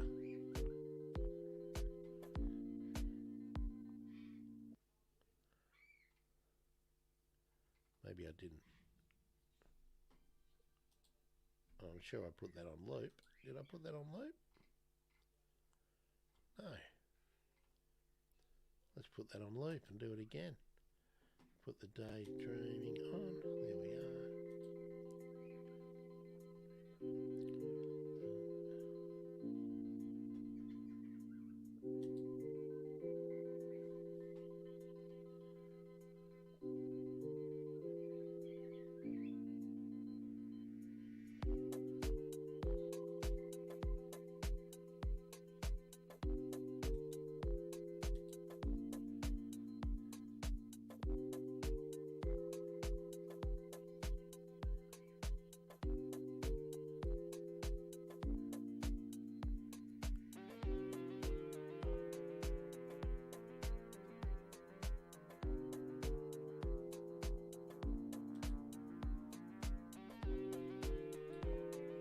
That's not what I wanted.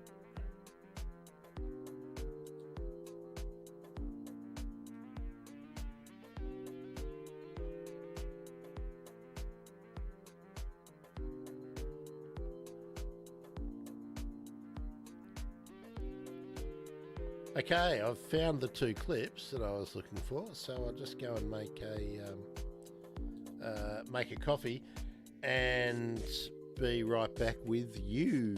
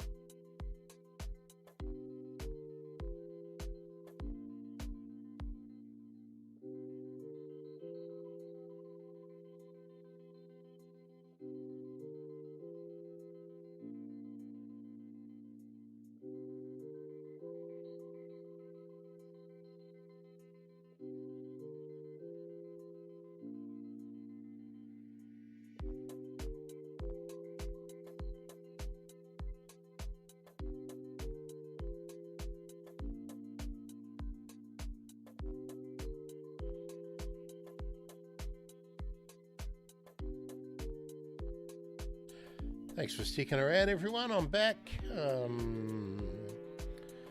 Where are we? What do you reckon? Will we keep the music on, but just make it a bit...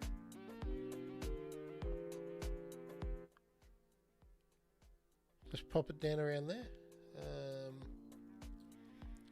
Yeah, okay. So, what do we got here? Look at this. Look at this little kingfisher. The South Philippine dwarf kingfisher.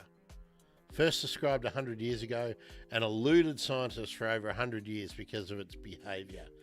Would you like to learn more about that particular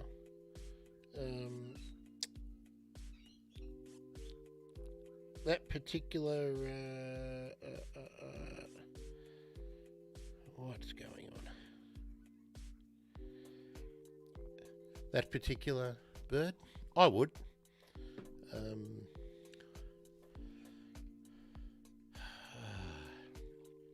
Where's the link? No link.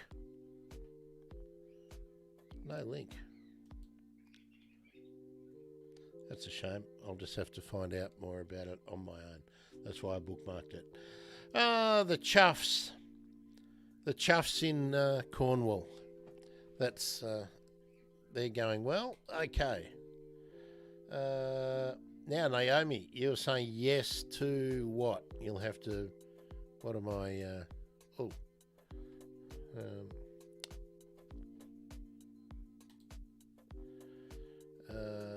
oh, yes, Naomi would like to know more about that bird. Okay, about the Philippine dwarf kingfisher. I will certainly be chasing that up.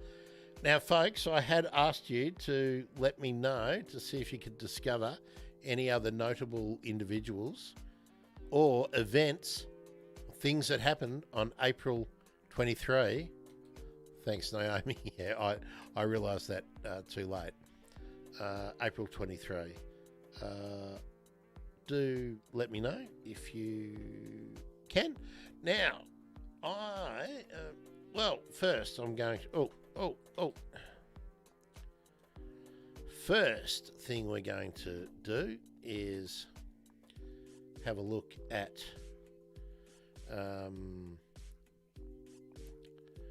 this was the hearing in the Senate the other day, last week, I think last Thursday, I think it was,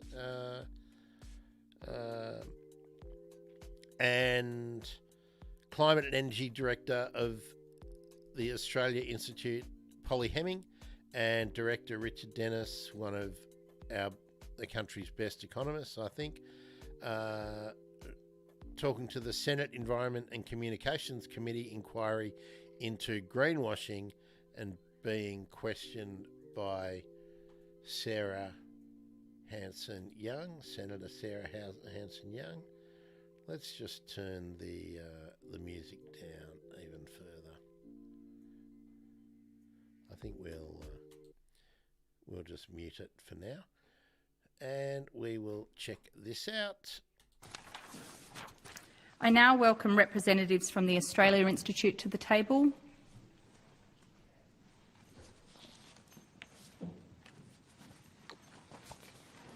I understand that information on parliamentary privilege and the protection of witnesses and evidence has been provided to you. For the Hansard record, could you please state your full names and the capacities in which you appear today?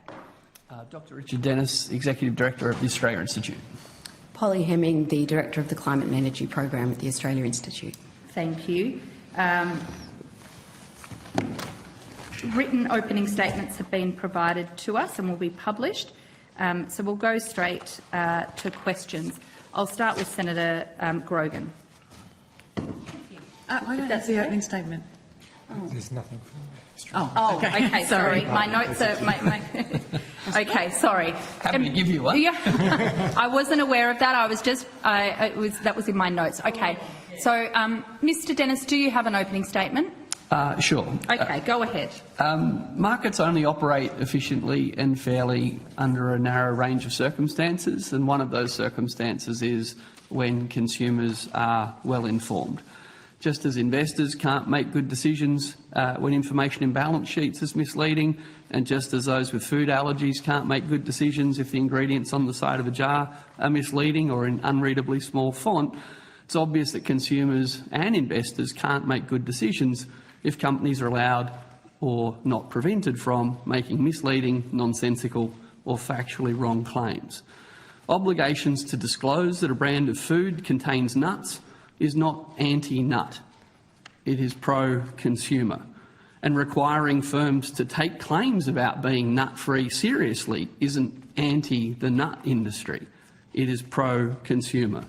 It's bizarre that consumers or investors are expected to filter an enormous volume of information, and we've just heard Treasury say that they can't even expect ASX-listed companies to be across this information, and indeed we're talking about protecting listed companies from spurious allegations when in fact it's the spurious claims of firms that constitute the greenwashing that this inquiry is about. So I'll just hand over to Polly if she'd like to add anything, but thank you for calling us. We think the greenwashing is a new and important piece of law, and again we just heard that it's not defined in law, and clearly there are abuses taking place.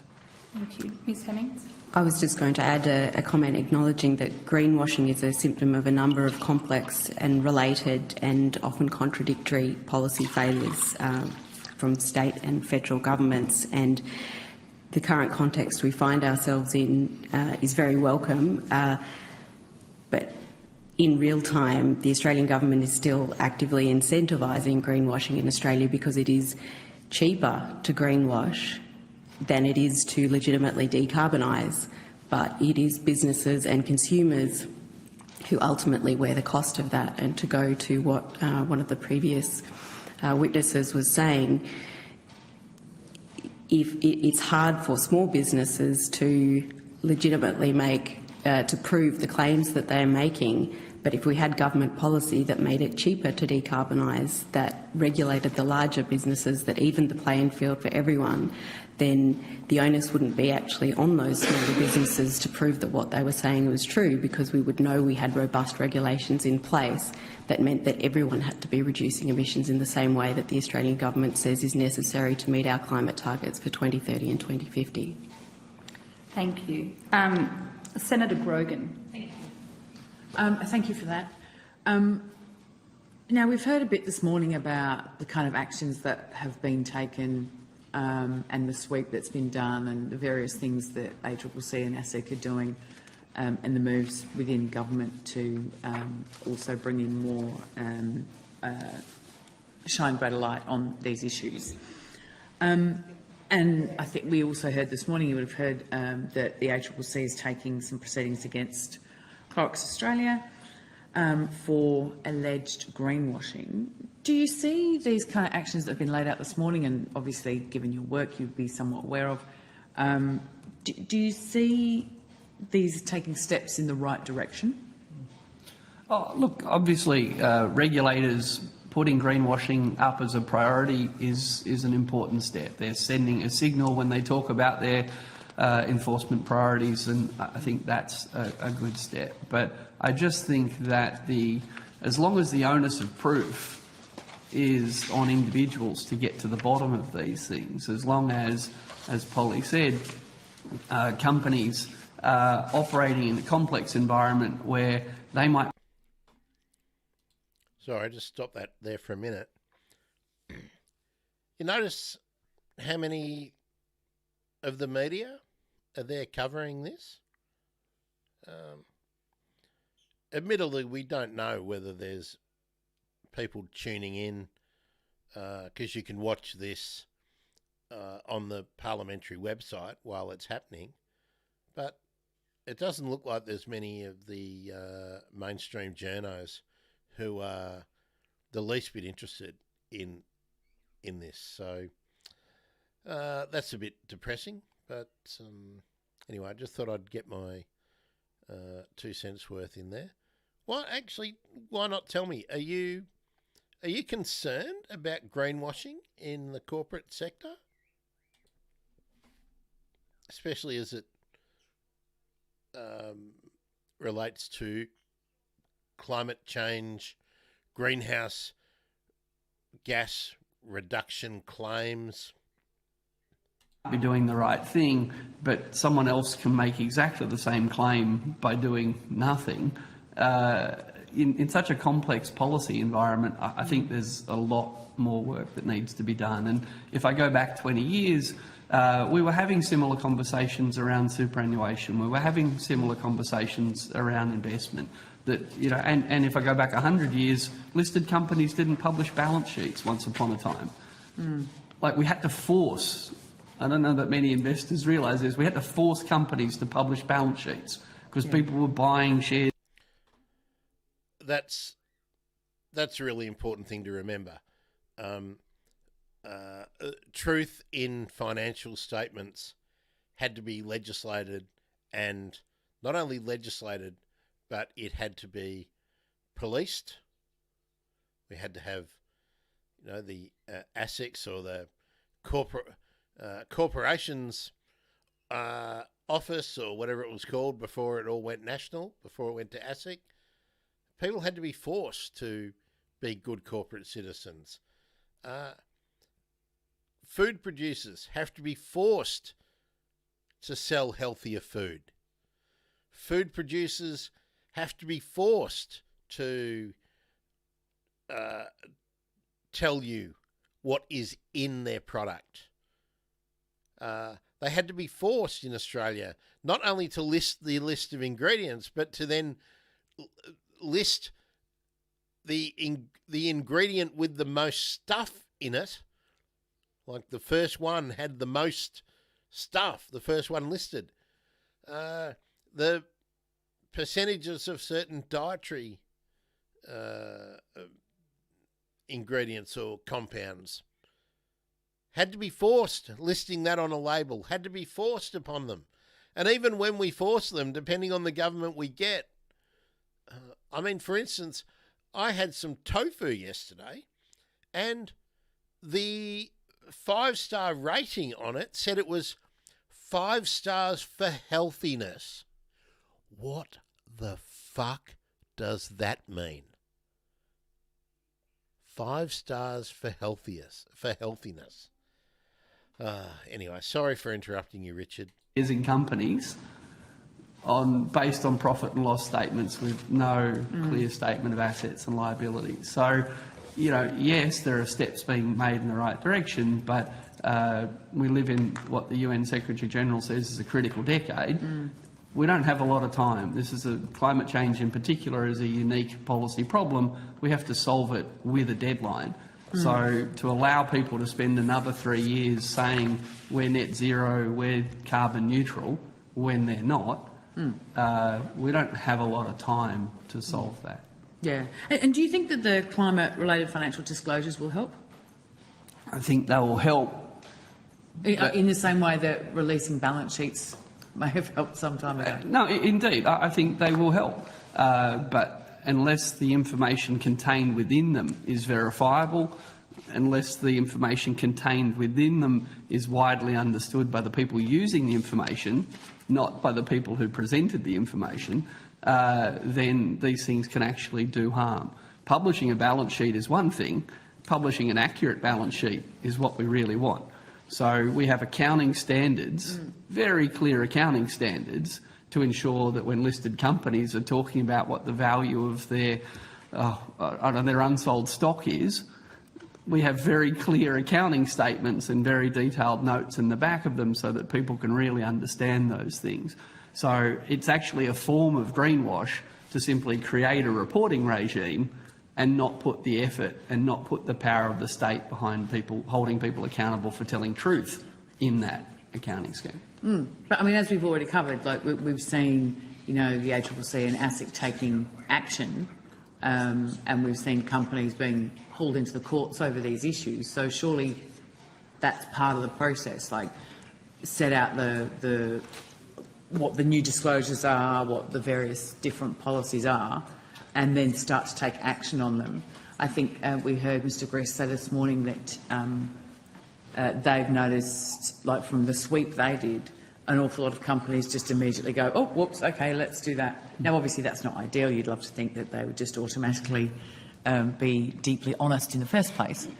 But do you see that kind of part? I mean, obviously, I take your point that that's not swift enough or sort of deep enough from your perspective, but it is kind of heading in the right direction. Well, I agree, and hopefully I made that clear in answering my last question. But for example, having a 3-year moratorium on civil action means that we're talking about 2028.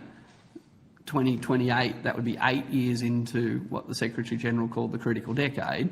So if we have to wait till 2028 before we can expect companies to be so confident in the claims they're making that they'd be willing to show up in court and defend them. But look, in terms of the specific companies, I think Polly probably has more knowledge than me. I think I'm going to drop that there for a minute because that's the gradualism that we can't afford to take. Naomi says she's concerned about greenwashing and would love to know what people and companies are actually doing real things. I would like there to be proof and accountability. Well, the problem is that they don't have to tell us the truth, and they are not accountable. And because nations are not accountable under the Paris Accords, because the targets that were achieved at the last climate gathering, the UN committee, their aspirations. Nobody's forced to actually meet the targets. So if your national government isn't forced to meet the target, and as Chris Packham talked about in the clip we played just a little while ago, that there's no truth in the recording, in the reporting mechanisms, because Australia doesn't account for any of the emissions from the petrochemicals and natural gas that we export when they're burnt in other countries. And we also don't account for those products that we import. So nothing is really true. So I'll leave them there for a minute, and I just want to find again here. Well,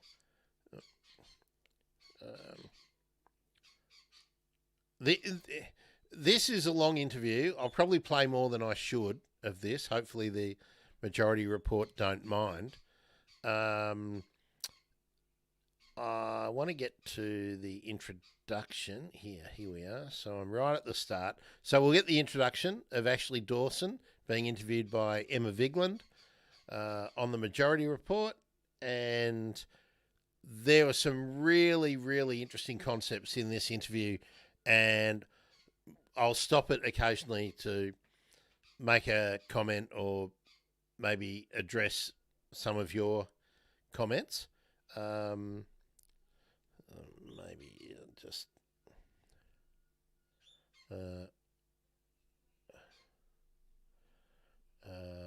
okay, hang on just a sec.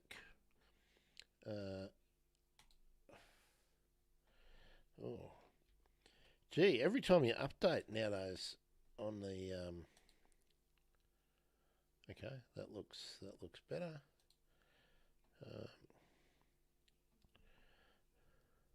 I was just Okay.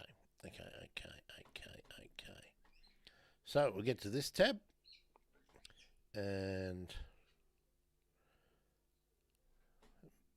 are we saying the right thing? Yes. Okay, let's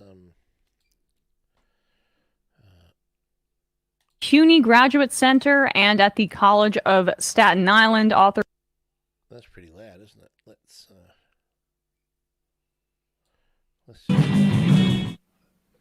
We are back, and we are joined now by Ashley Dawson, professor of English at the CUNY Graduate Center and at the College of Staten Island, author of Environmentalism from Below: How Global People's Movements Are Leading the Fight for Our Planet. Ashley, thanks so much for coming on the show today. Thank you for having me, Emma. It's great to be with you.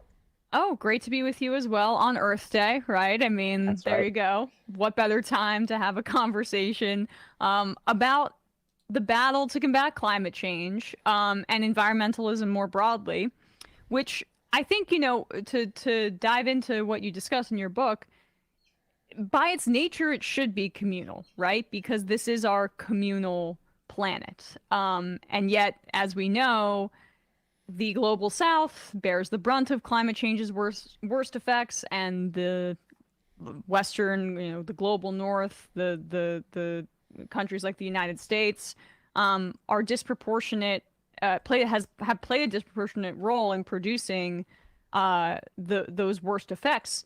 So, I mean, I guess talk a bit about that contradiction and how important that is to your analysis.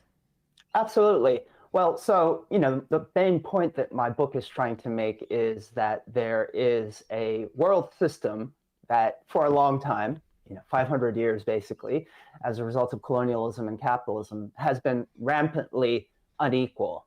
And the climate crisis happens within that broader context.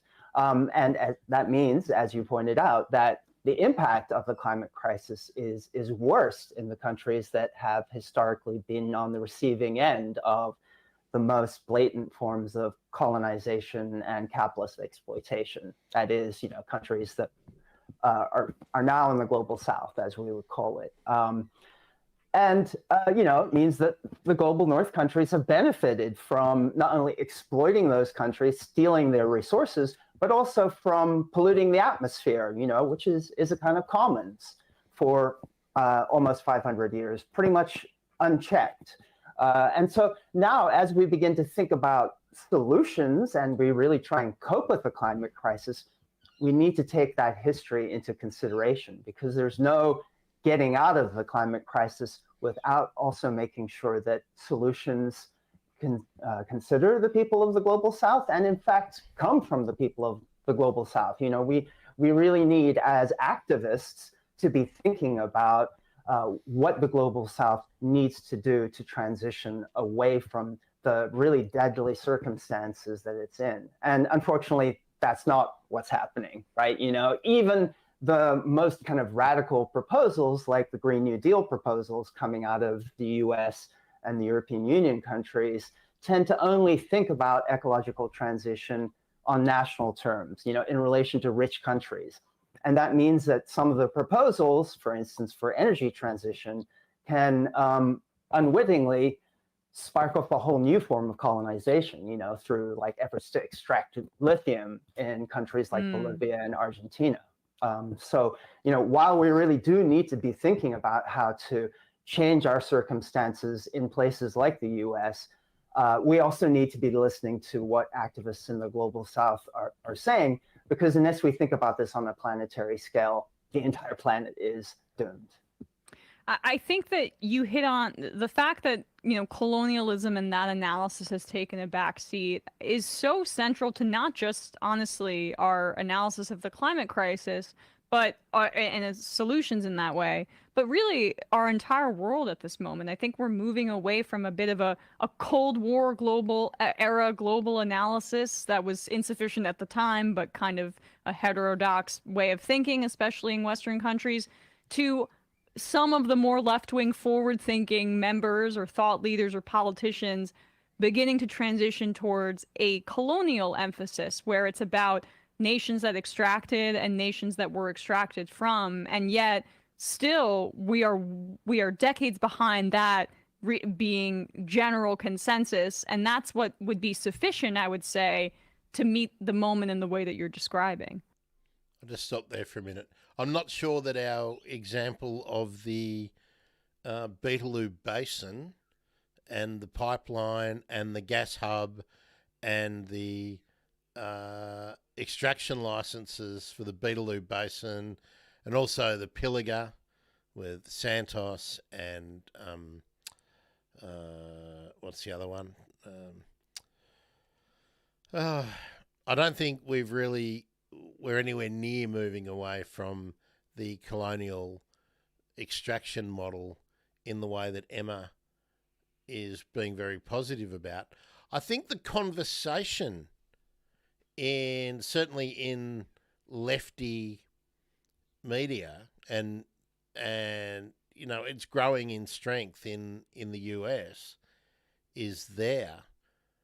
I'm not sure we're anywhere near advanced in Australia. And actually, I want to do on Anzac Day. I actually want to do a large section of the stream, even though it's World Penguin Day. I want to actually talk about how do we, if we're in this lefty segment, I don't want to say bubble, because I know all of you're not making content and whatnot, but you're interested, and it's people who are interested who have to help shift the dial. So in Australia,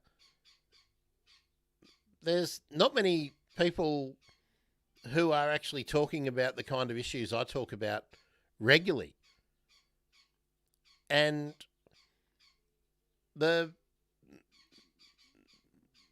I want to talk about some of the strategies and how people who are interested can actually help amplify the message.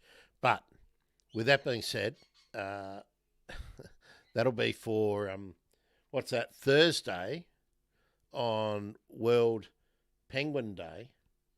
But also, let's make a bloody greeny difference day as well on the stream on Wednesday. Did I mention that Holly's back next Monday? Holly will be back at about midday on Monday, and Claire Neems will join me at 9, and I'll be streaming for what will seem like forever next Monday. But Thursday coming up, we're going to talk Penguins. Anyway, back to back to Emma. Yeah, it's a dark Earth Day, to be honest. Right. We are at the hottest span of years in recorded human history. Last month was the hottest month recorded. At any time you come on some kind of a show, you have to repeat these kinds of things, and they're very, very upsetting. But we also need to acknowledge that there are two massive colonial conflicts going on, with the Russian invasion of Ukraine and, of course, with the genocide unfolding in Gaza with U.S. support, and all of that. Also want to make a point, too, that we need to be aware that we are contributing. You can leave the discussion about who's right and wrong on each side of these conflicts, but these conflicts and the support mechanisms, the whole infrastructure behind the support of all of the armed forces that are involved at the moment in the Middle East, and I'm being quite broad there because you've got the Iranian, Lebanon, Syria, Israel, Gaza, obviously, Yemen. You've got all of those warships from the allied countries in the Gulf and in the Red Sea. You've got all of those American warships and the air infrastructure in the Mediterranean. You've got Russia and Ukraine. You've got all of the NATO infrastructure. These are incredibly greenhouse intensive industries.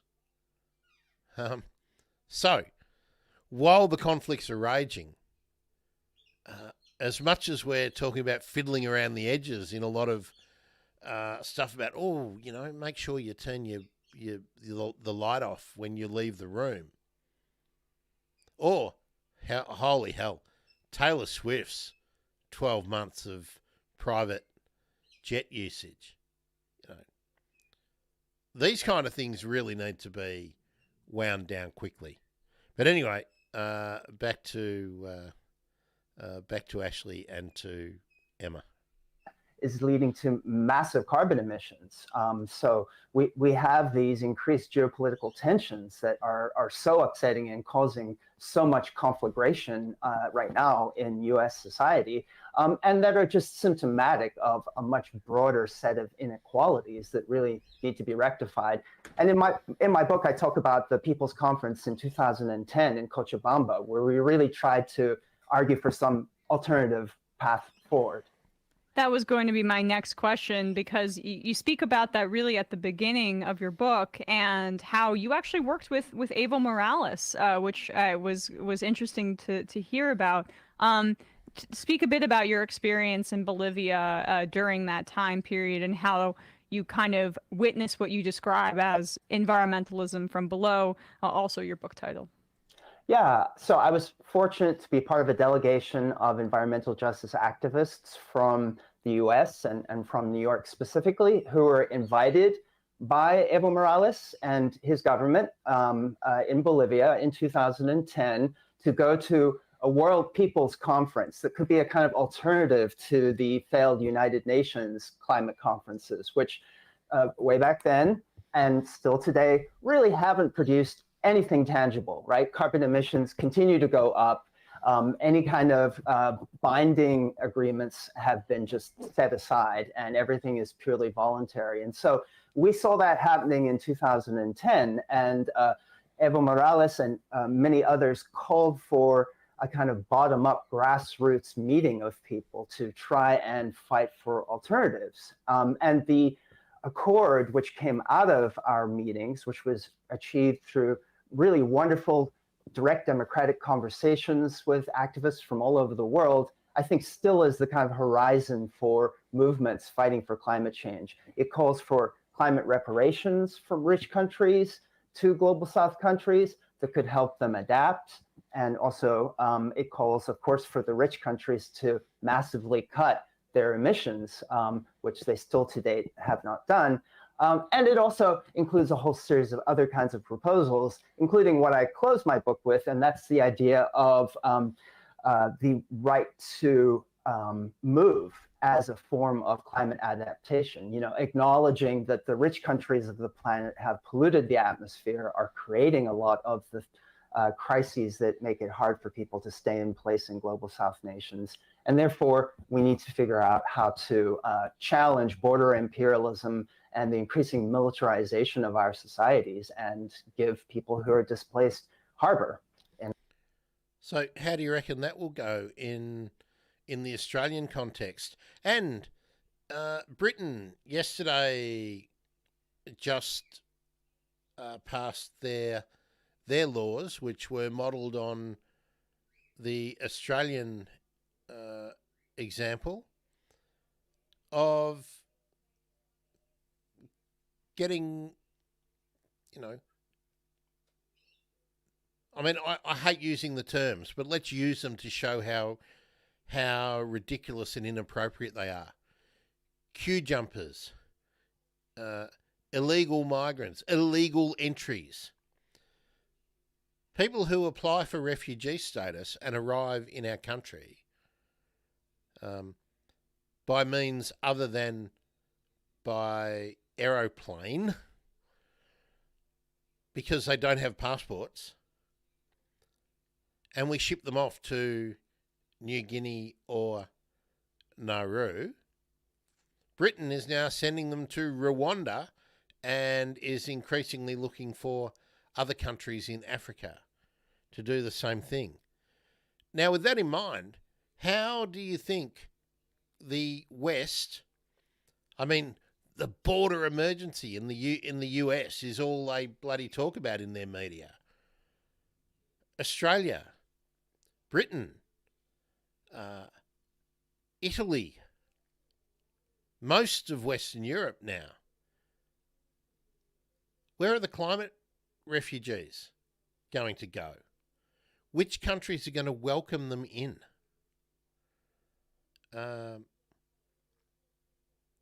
Anyway, just bear that in mind as you keep listening to this conversation, which I think was really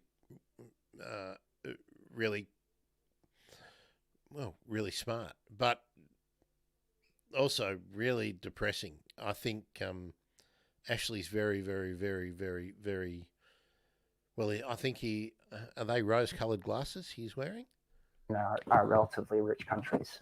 Can you talk a bit more about that? Because I think most people probably don't see the connection between borders and climate change. But I mean, this is kind of the new frontier of fascism, far-right politics throughout, Europe and North America, honestly, where there's this real emphasis on keeping people out. But we know that global climate migration generally, because of the conditions you describe, it's only going to increase. And so I'm quite troubled by this seemingly kind of bipartisan in different countries as well consensus about border militarization. Yeah, no, it's absolutely horrendous. And, I should say that most of my book, and again, this reflects the arguments made by movements, global movements, and particularly global South movements. Most of my book is devoted to helping people figure out how to adapt to the conditions they confront and actually stay in place. That's what the vast majority of people want to do in global South nations. But scientific reports have shown that it's going to get increasingly difficult going forward.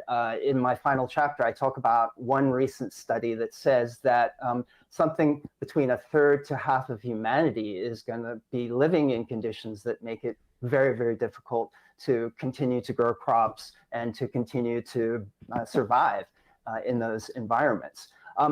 In most cases, that means that people are going to be displaced internally, within their nation states or from one global South state to another. But what's happening is that sort of scaremongers and, fascists in the rich nations, like Giorgia Meloni, for instance, the fascist prime minister of Italy, which is a kind of frontline country between North Africa and Europe. And of course, the Trumps and other similar politicians here in the US are raising fears among people that there's going to be this massive influx of refugees. And so what I talk about in the book is that the amount of promises that this country and other wealthy countries have made to help people adapt, almost none of that money has actually been delivered to global South nations. Instead, 8 to 10 to 15 times the amount of promised money has been spent on increasing the military and increasing border security and interdiction.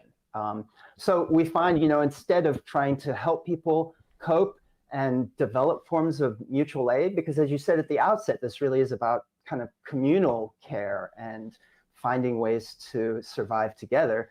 Instead of that, we find increasing militarization and violence being directed at people who are being displaced. I'll just jump in there again too. In the Australian context, when he talked about people being internally displaced in the global South, so you can think about the deltas of the Mekong and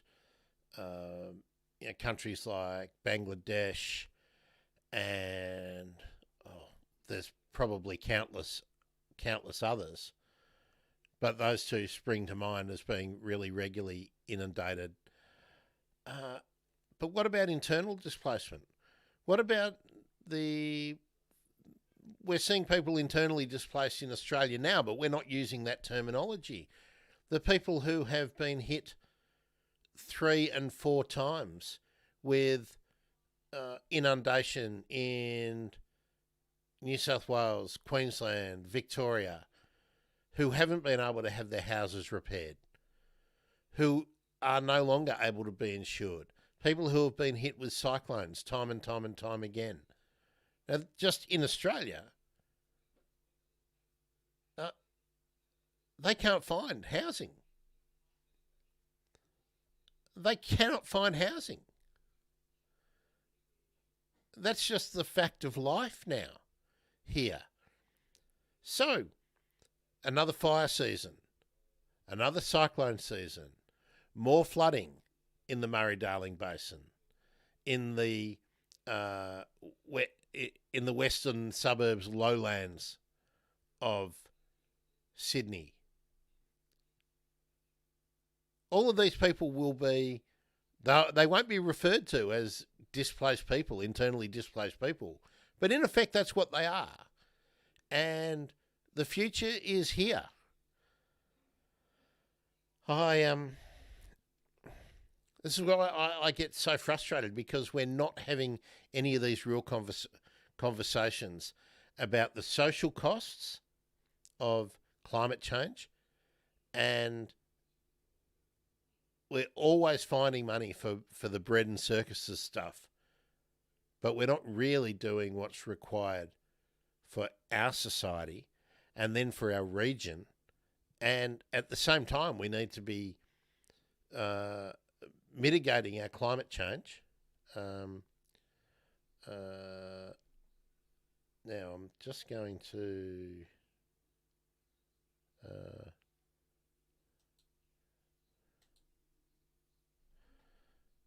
I'm just going to remove it and then re-add it. Sorry about that. Twitter's just dropped off. We're back. We're back. So hopefully people will come back in. Yeah, so where was I? Hopefully we can start to have these conversations, but I don't think anywhere in the world is being real or fair income in talking about what these movements of people, both internally and internationally, are going to mean for all of us. And this is where the planning for food production and everything has to be being talked about. But are you hearing any of those discussions? I'm not. Anyway, back to Ashley and Emma.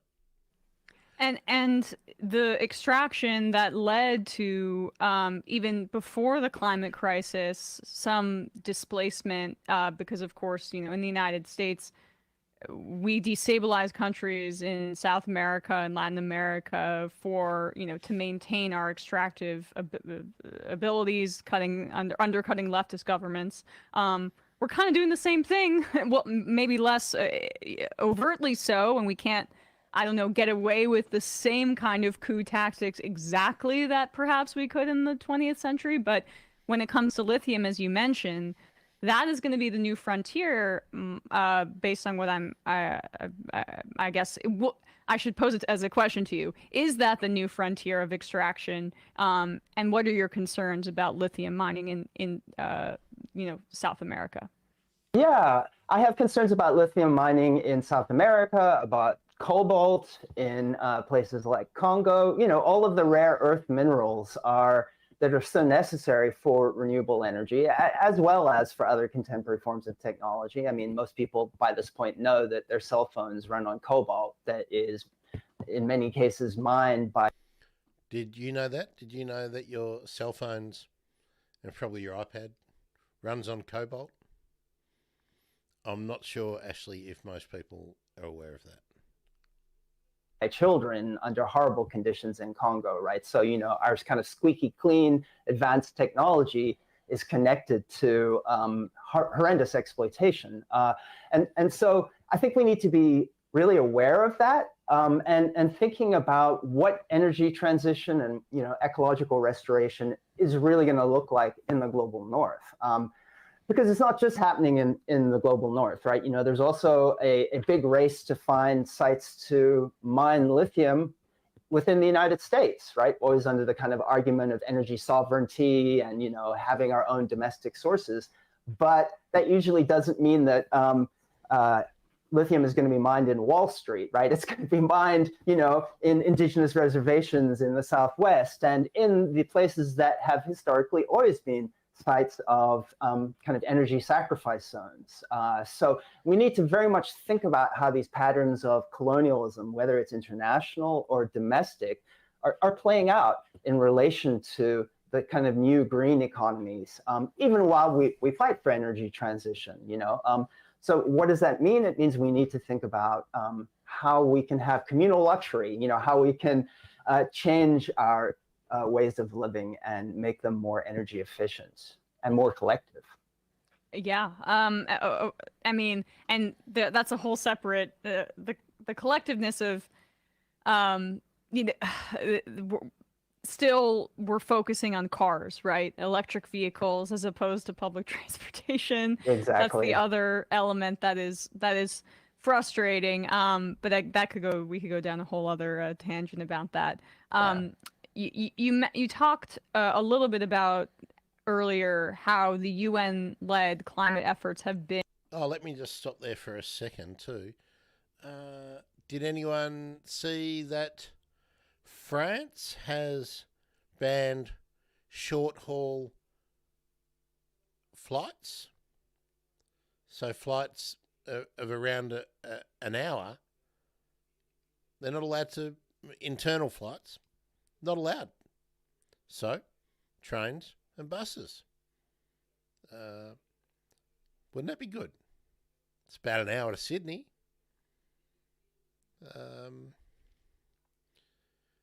About an hour from Sydney to Brisbane. So wouldn't it be good if we had...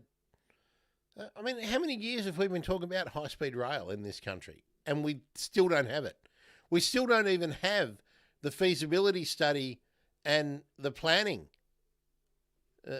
completed and real costs. So this is just what a decade of doing nothing has cost.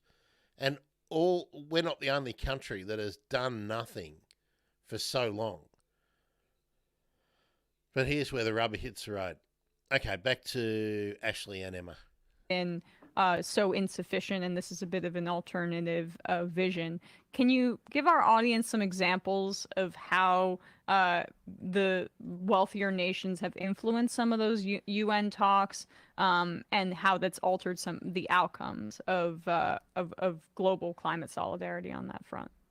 Sure. Well, I mean, the clearest example is that the United Nations climate process used to be a mandatory one, which, you know, nations were, when they signed the Kyoto protocols, they were legally mandated to stick by the emission cuts that were globally negotiated. I talk about the meeting in 2010 in Cochabamba that I attended, and the kind of spark for that meeting was the Obama administration's efforts to torpedo those legally mandated climate cuts or emissions cuts, right? So the Obama administration essentially said, you know, we can't get political agreement to have legally mandated cuts, so we need to make it voluntary. And that led to what we now have, the Paris Agreement, right? Which basically says that countries can agree to try and cut emissions and have increasing, they call it ambition, you know, to cut back. But we've seen that that hasn't happened. In fact, you know, it was only the pandemic that led to cuts in emissions, and they've come roaring back. So a lot of what my book does is to focus on things like agriculture, urbanization, and the kind of mass movements that are bottom up, where people are fighting to change the systems that they live within and that are connected to emissions on the planet, and come up with kind of forms of environmentalism from below that are direct and democratic and genuine, since the top-down process has failed so abysmally. And one of those are reparations, as you said. What would those reparations? Reparations. Do you think Australia, having not even been able to pass a voice to Parliament, which would be a non-binding advisory body, is anywhere near close to paying reparations to the Indigenous people of Australia and to the Kanaks, who were in effect indentured labour to build the sugarcane industry, to people who were shanghaied as merchant sailors in the early days of settlement? Do you reckon this country's anywhere near close to really squarely confronting the issue of reparations? let alone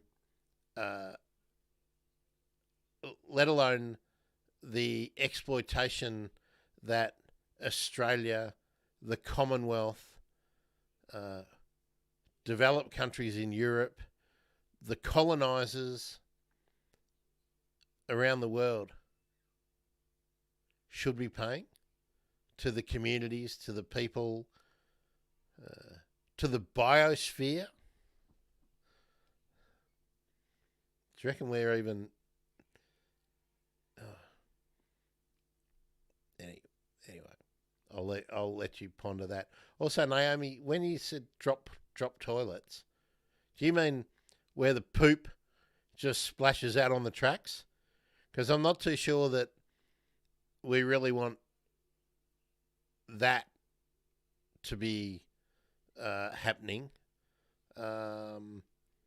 That's a great way to spread all sorts of pathogens around the place, and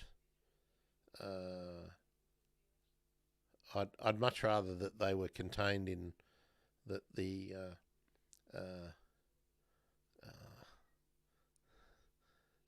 our poopies and wee-wees were not spread all over train tracks all over the country and then washed away by heavy rain off the tracks. I really don't want to see that. So, Naomi, and remember everyone, you can all jump in and comment. Naomi says, I don't think Australia is anywhere near admitting that there's any need for reparations. I can't imagine us paying it at all. Now, there is a discussion going on in the Victorian reconciliation talks as part of the treaty in Victoria. There is talk of reparations, but I don't think they're going to be very wide-ranging, and I don't think they're going to be all-encompassing. But I don't think anywhere in the world is really serious about reparations. I think they like to say they are. Like, I mean, in Canada, some of the church groups with some government support, state and federal government support, I think in Canada, have paid reparations to individual victims of the church institutions. Essentially a similar model to the stolen children, the stolen generations in Australia. But that's not... Naomi. Okay. I didn't get. I misread your point. Okay. Yes, I do know that trains in Southeast Asia do have drop toilets. I really don't want that where you. But yeah, in terms of their comfort factors for long distance, many countries put our trains to shame.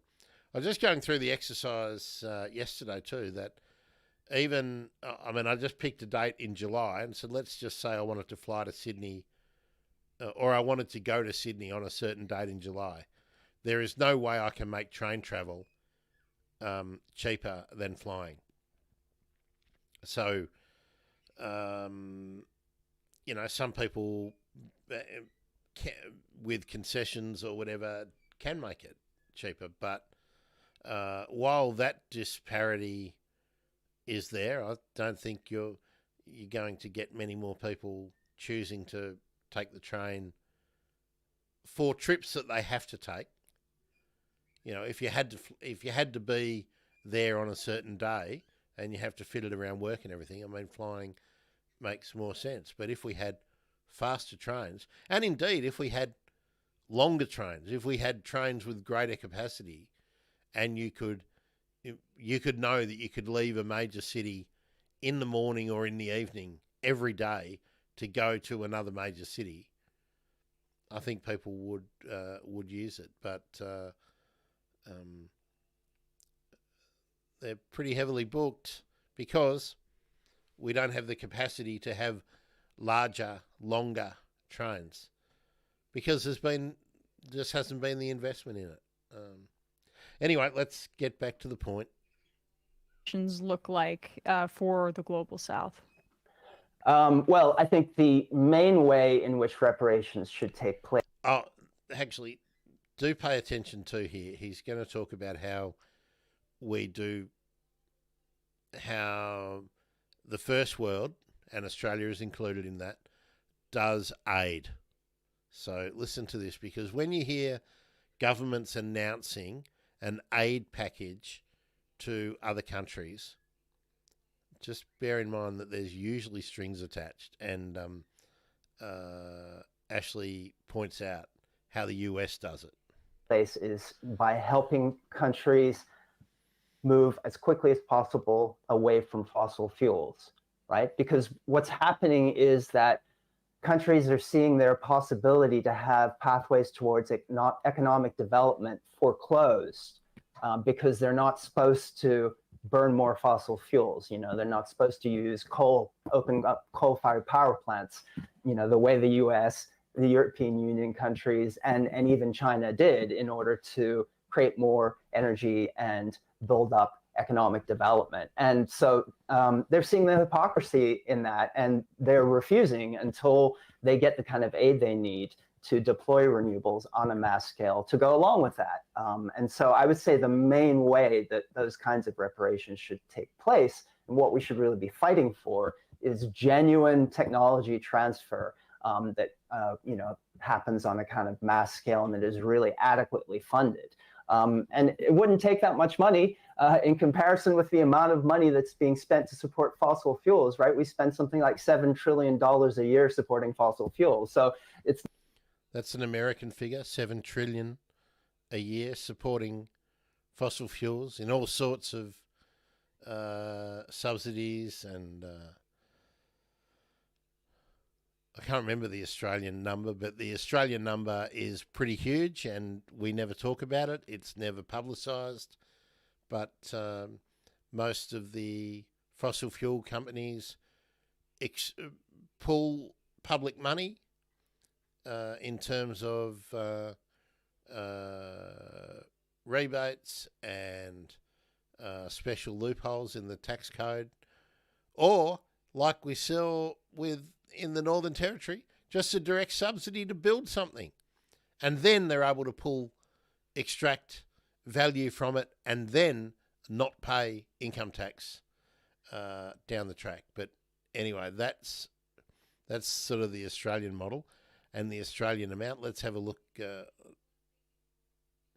What did he say? $7 trillion per annum in the US. Subsidies for some of the most profitable companies in the world, who use tax strategies to extract resource wealth from all sorts of countries, Australia being one, but hundreds of countries around the world, or probably about 800, maybe more, around the world, and then to minimise their tax by basing their profit centre in the lowest taxing countries in the world. It's not as if we don't have the money, you know. If it were just redirected to where it needs to go, it could actually happen, and it could have a really massively beneficial impact. You know, I mean, I was born in South Africa. South Africa's been one of the kind of important countries for thinking about energy transition. It was the first country to sign into the Energy Transition Partnership that was set up 2 years ago, which was supposed to direct money to a country like South Africa to help it transition.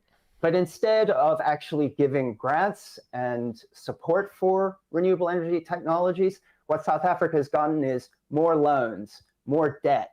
And so now you have activists saying, you know, we can't take any more of these loans. This whole just energy transition thing is just BS. We need to stop it. So it's really bad. We need to be aware of that, and we need to fight against that. And I guess it's just another way for the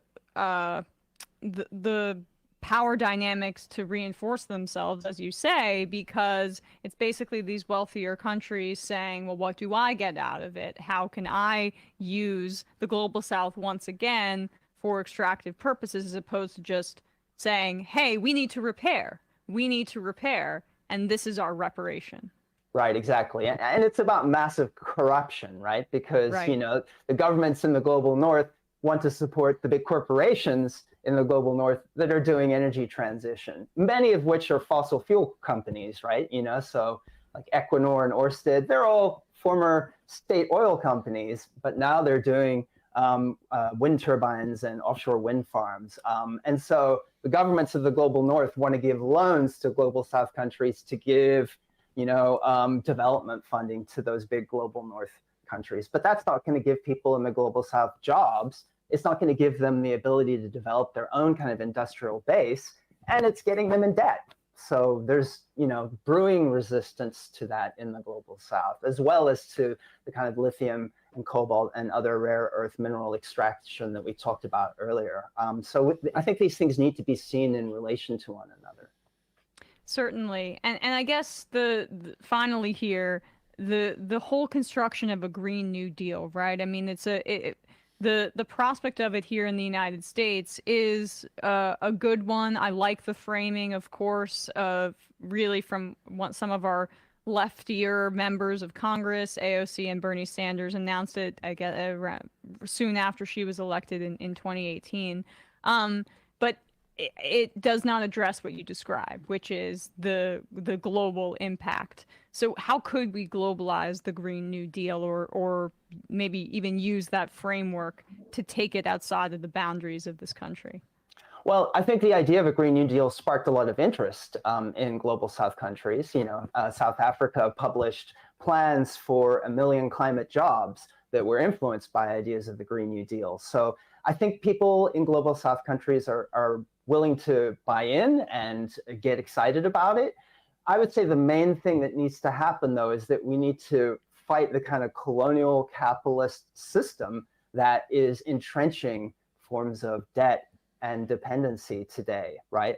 So what does that mean in practical terms?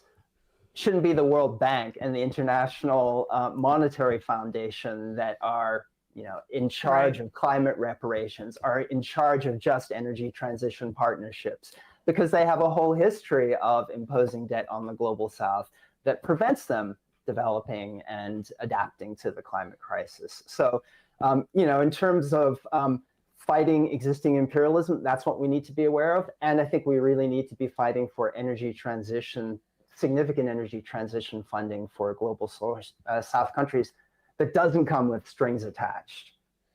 Absolutely. Well, thank you so much for your time today. I really appreciate it. Ashley Dawson, professor of English at the CUNY Graduate Center and at the College of Staten Island. The book is called Environmentalism from Below: How Global People's Movements Are Leading the Fight for Our Planet. Ashley, thanks so much for your time today. We'll put a link to your book in the description wherever people are listening to or watching this, and at majority.fm. Thank you, Emma. All right. So, we'll just pop that out for a minute. There we are. Now, it's interesting, the discussion about lithium. I might extend it a little bit to some of the other things. Look at the discussions now we've got with hydrogen going on in Australia. I'm speaking from a Australian context. You may have seen that Gina Reinhardt has bought up one of the major lithium Australian miner, and all of the exploration leases that it had. So if you was going to say that lithium and hydrogen and all of the subsidies that will go into developing those industries in Australia, you can bet your life that like bushflies on a freshly laid cowpat, in will come Gina Reinhardt and Twiggy Forrest. And there'll be other billionaires and multinationals all looking to get their hands out for whatever money the government is persuaded to give them to develop this new industry. So yeah, the richest people in Australia need the government handout to get involved in it. Prove me wrong. Prove me wrong. Yeah, so All right, what am I going to do now? Just going to show you some of the things that I've also been looking at. Ian Penner, who is really great on policy stuff that's happening in Victoria, has an article here which I'll probably cover tomorrow or on Thursday, about how the push, and it's similar to what we were talking about with the kestrels in that study about the kestrels. Southwest Victoria is going to be the site for a lot of new wind turbines as Victoria, with the new SEC, really pushes to move rapidly to renewable energy generation in Victoria. So we'll have a lot of coastal turbines, and we're going to have turbines in farmland. But the brolga is one of the birds that is quite seriously impacted. I mean, we've done a show with Hamish Cumming about the brolgas on his property and the wind farm situated nearby, and the fatalities and the problems he's had with communicating with the responsible department about coming up with a safe zone, a safe distance between brolga nesting sites and sort of nursery locations where young brolgas will be together, where they'll have the small flocks, and they kind of, it's a bit my term, a nursery area, where they gain their skills and their strength, but they need to be located, many kilometres from wind turbines. Now, where the brolga's nest is well known. There's records for where they have historically nested, so we need to move turbines away. Anyway, we'll go. I'll get into this and see if Ian would like to come onto the show. Let's see what else is in my notifications. Oh no, I don't want the notifications. I want the bookmarks, don't I? I want the bookmarks. That's lists. I don't want lists. Where are me bookmarks? Profile, lists, grok. I don't want grok. What the hell? Where are my bookmarks?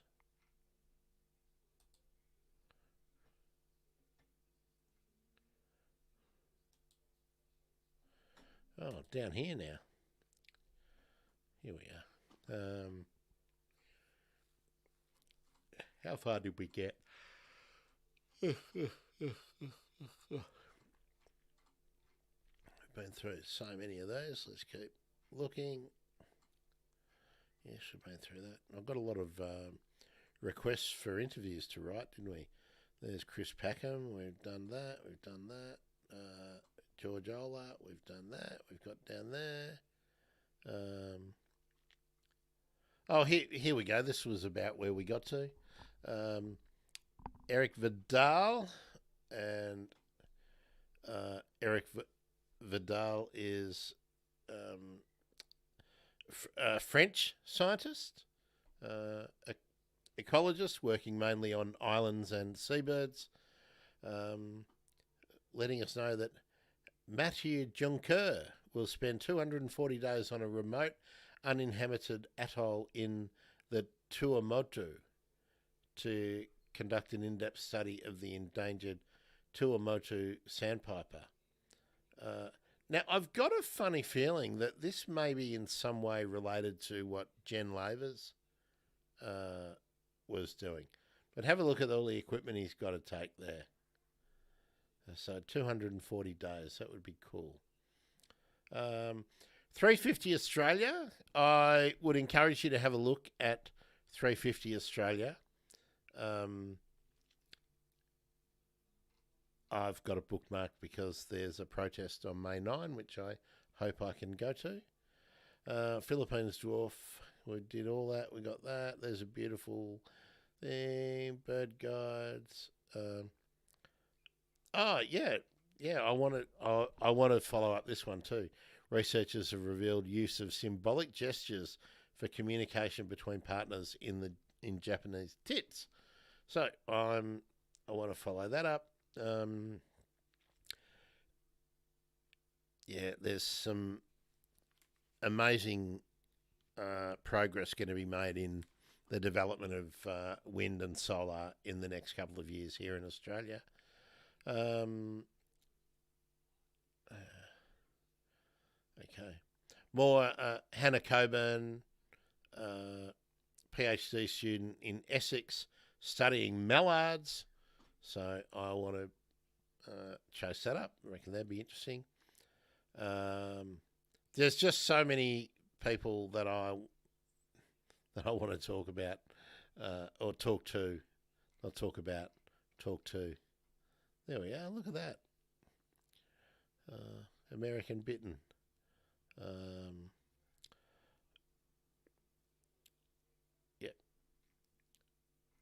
Anyway, I'm about out of energy. 3 hours. And, oh my goodness. I started listening to the Majority Report this morning at 2 a.m. So I can spend my birthday however I want, right? Before we pull the pin, I'm going to pull that out and just see. Just going to see if there's anything else that's popped up in Twitter in the last little while that we might want to look at.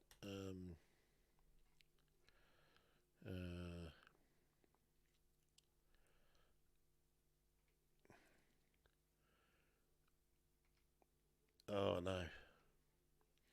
84 million hectares of northern Australia burned in 2023. That's from the conversation by Rowan Fisher. Biodiversity Council talking about the Yelmi Galaxis, which we talked about.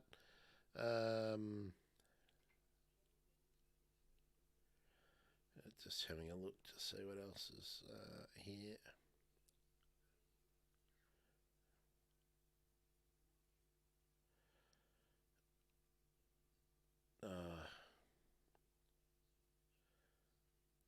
Some more of the rubbish that's going on with the fire clearing in Victoria, fire safety clearing.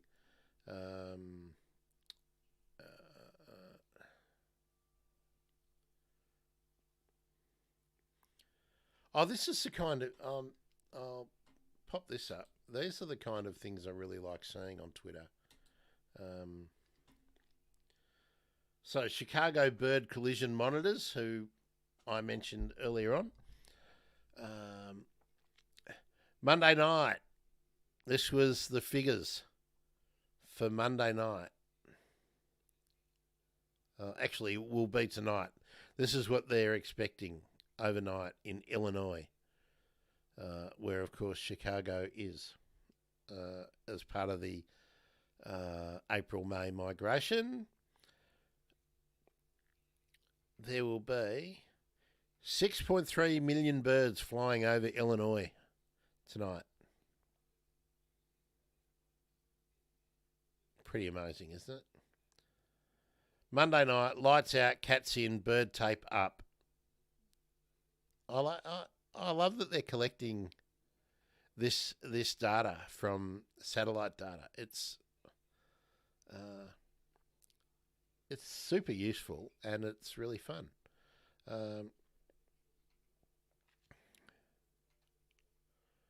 Let's just have a look. Let's just whiz through here for a little bit.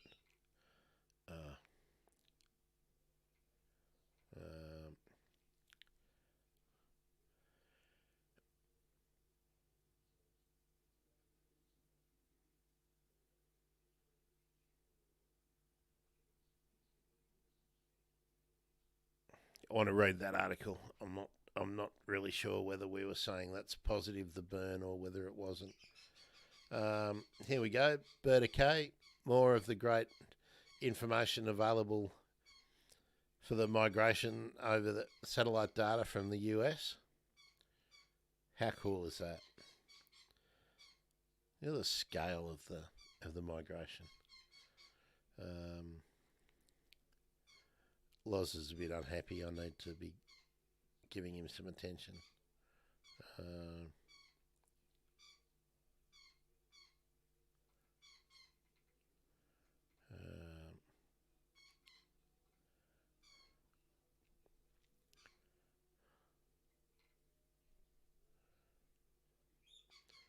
Oh, what did you see this? Where there was a land snail named after Robert Irwin? I mean, Jesus.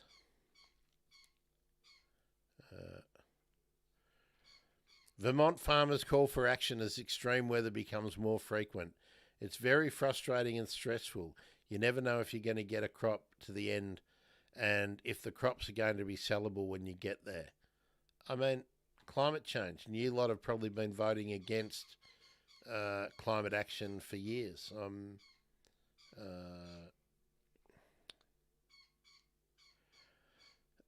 Oh, good. Mortgage stress came down a little bit. That's amazing, isn't it?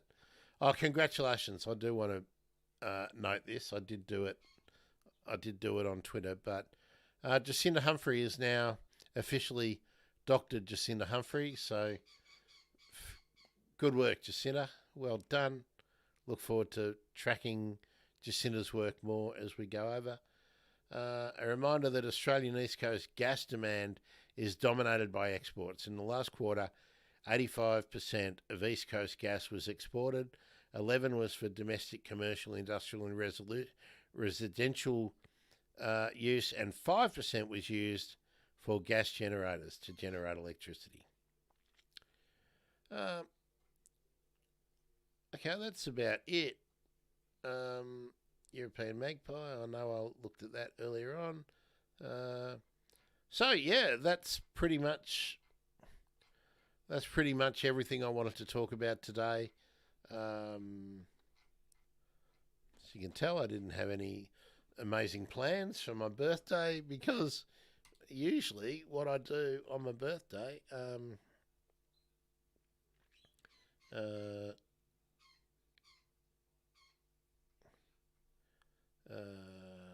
we go.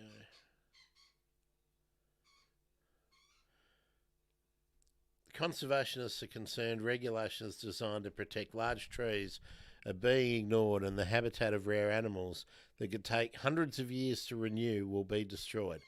Yes, because, yes. Okay, let's just see if there was anything else. I don't want to even talk about Israel and Gaza. It's there's plenty of other people doing that work. I'm going to talk about all the things that no one else is talking about.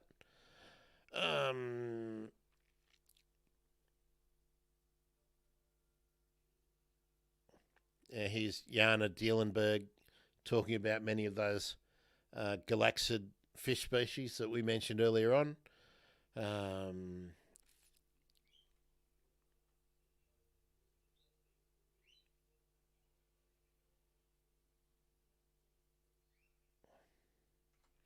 Okay, I'm going to definitely try and talk to Steve Nowakowski. We featured him a few weeks ago.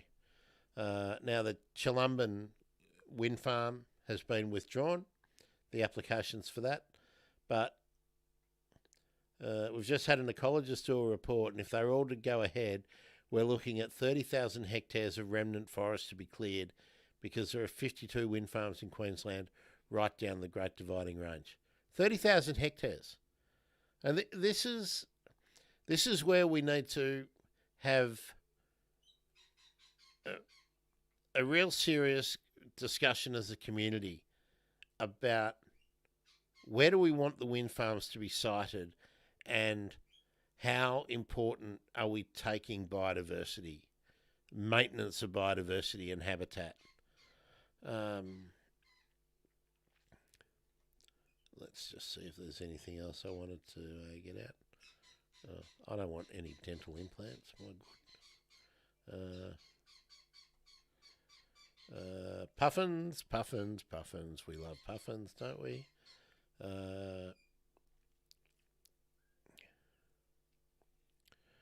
Okay, the Giants film. There's...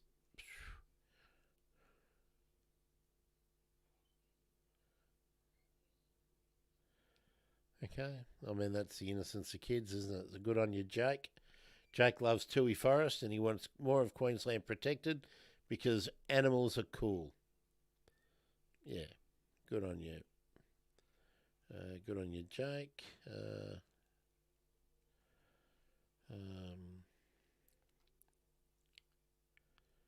Okay. I reckon...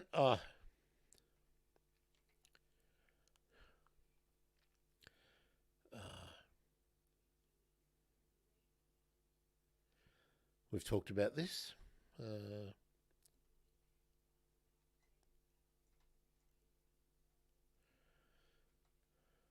Oh, boy. Okay, what have we got there? Godwits. Love seeing the Godwits. Good on you, Michael.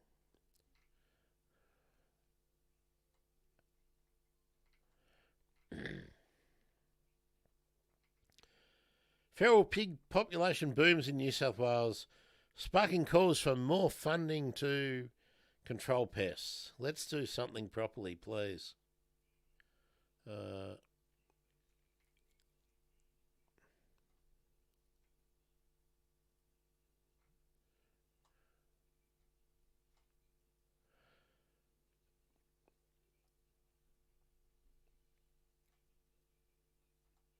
Okay, that's it. That's all I'm going to do today, folks.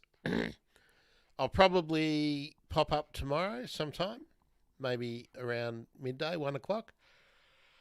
And let's pull that out. There's a coffee. I need one of them.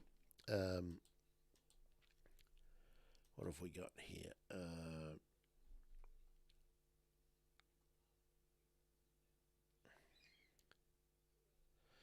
Yes. So I might have a look at what Ian Penner has written, and I need to spend some time inviting a lot of the people that I've bookmarked to come on the show. So now that I know what Holly wants to do for the year, let's just talk about that for a minute.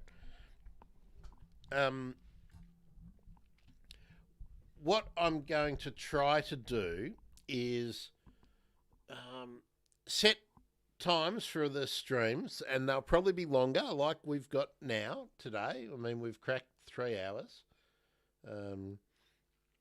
And I'll invite people to pop in along the way, so that Holly will come in on a Monday for an hour roundabout. So because time will be limited with Holly and pretty much everyone, so if you've got questions and stuff that you want to talk about, get them in early so we can get them done. So on Monday, for instance, it'll be Claire Names, not Sarah, Claire Names, at 9 a.m. Australian Eastern Standard Time. Holly will come in sometime around midday, and in that intervening time between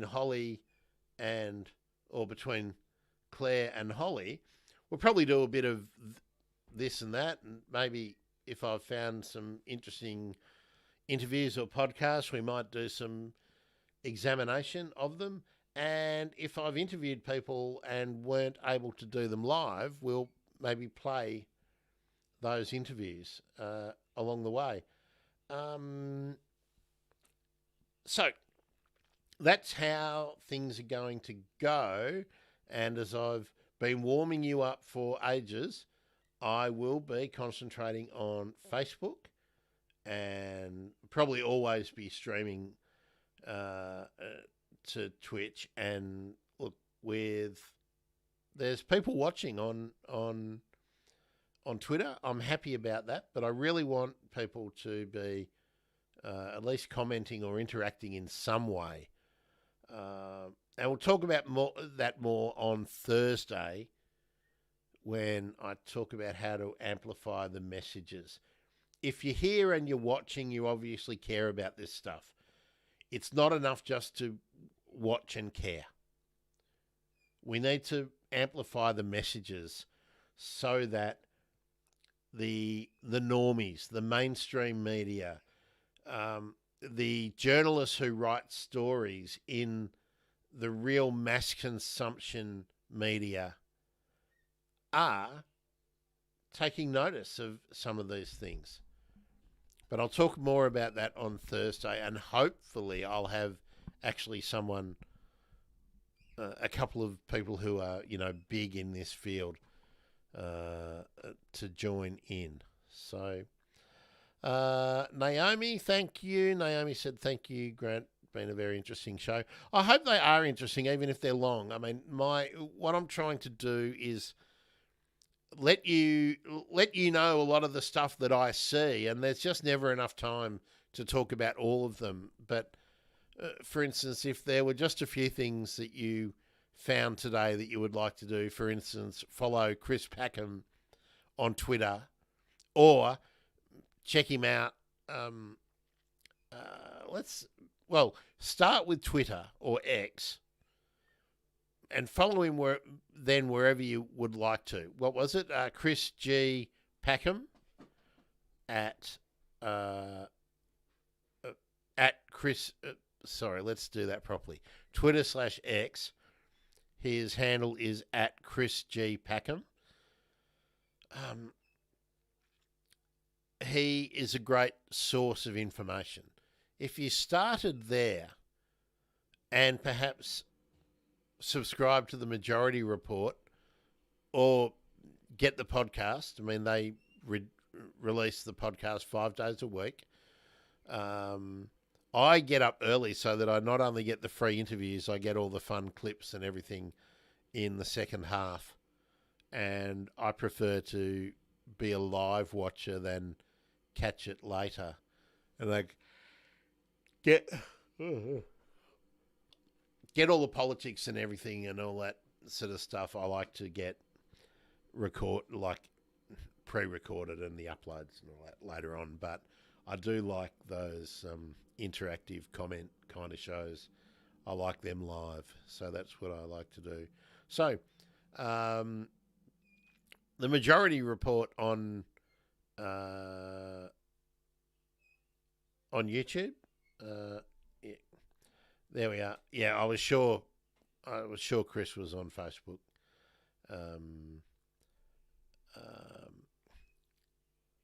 Yeah.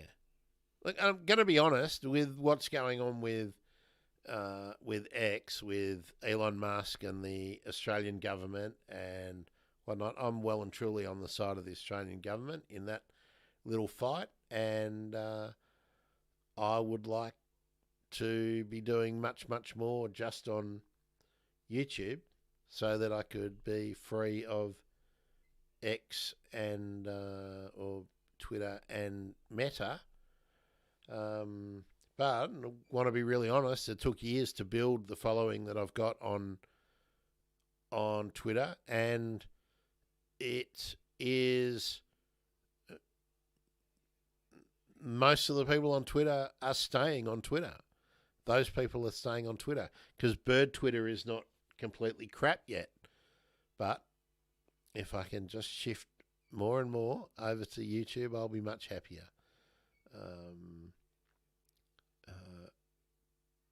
Because on YouTube, well, in my experience, when you're in this small little microcosm, is that you're only really interacting with people in that little microcosm, whereas on Twitter, I'm an instant blocker. If someone starts following me and they've got an American flag and their header is an American flag, and I basically I don't care if they're left winger or whatever. If that's how they are portraying their identity, that it's all about the American flag. not interested. Don't care what they've got to say, because I just think their perspective is going to be skewed. I'd rather I'd rather speak with and hear from people who are not a knob. Yeah, I do know Chris is on YouTube, but he puts everything out first on Twitter, and that's why I'm following him mainly on Twitter. Look, I'd love to get Chris on to talk about the challenges that we face, but I just think for someone with less than 500 followers, I don't think that someone with 600,000 is even going to see my contact. But you never know. You never know. You never know. I'll play more of his clips, and maybe they'll end up in his timeline somewhere.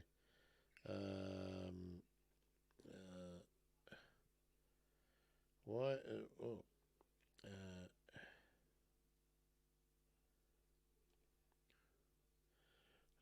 I'm just checking what's going on here. Oh no, he's not talking to me, is he?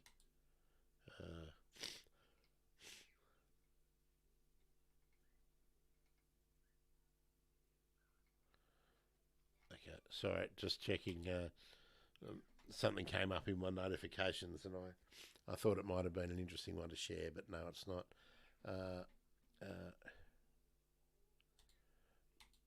There we are. Thanks, Naomi. That's very, very helpful. When I edit this, trim this down and get it up, I will put Chris's links in the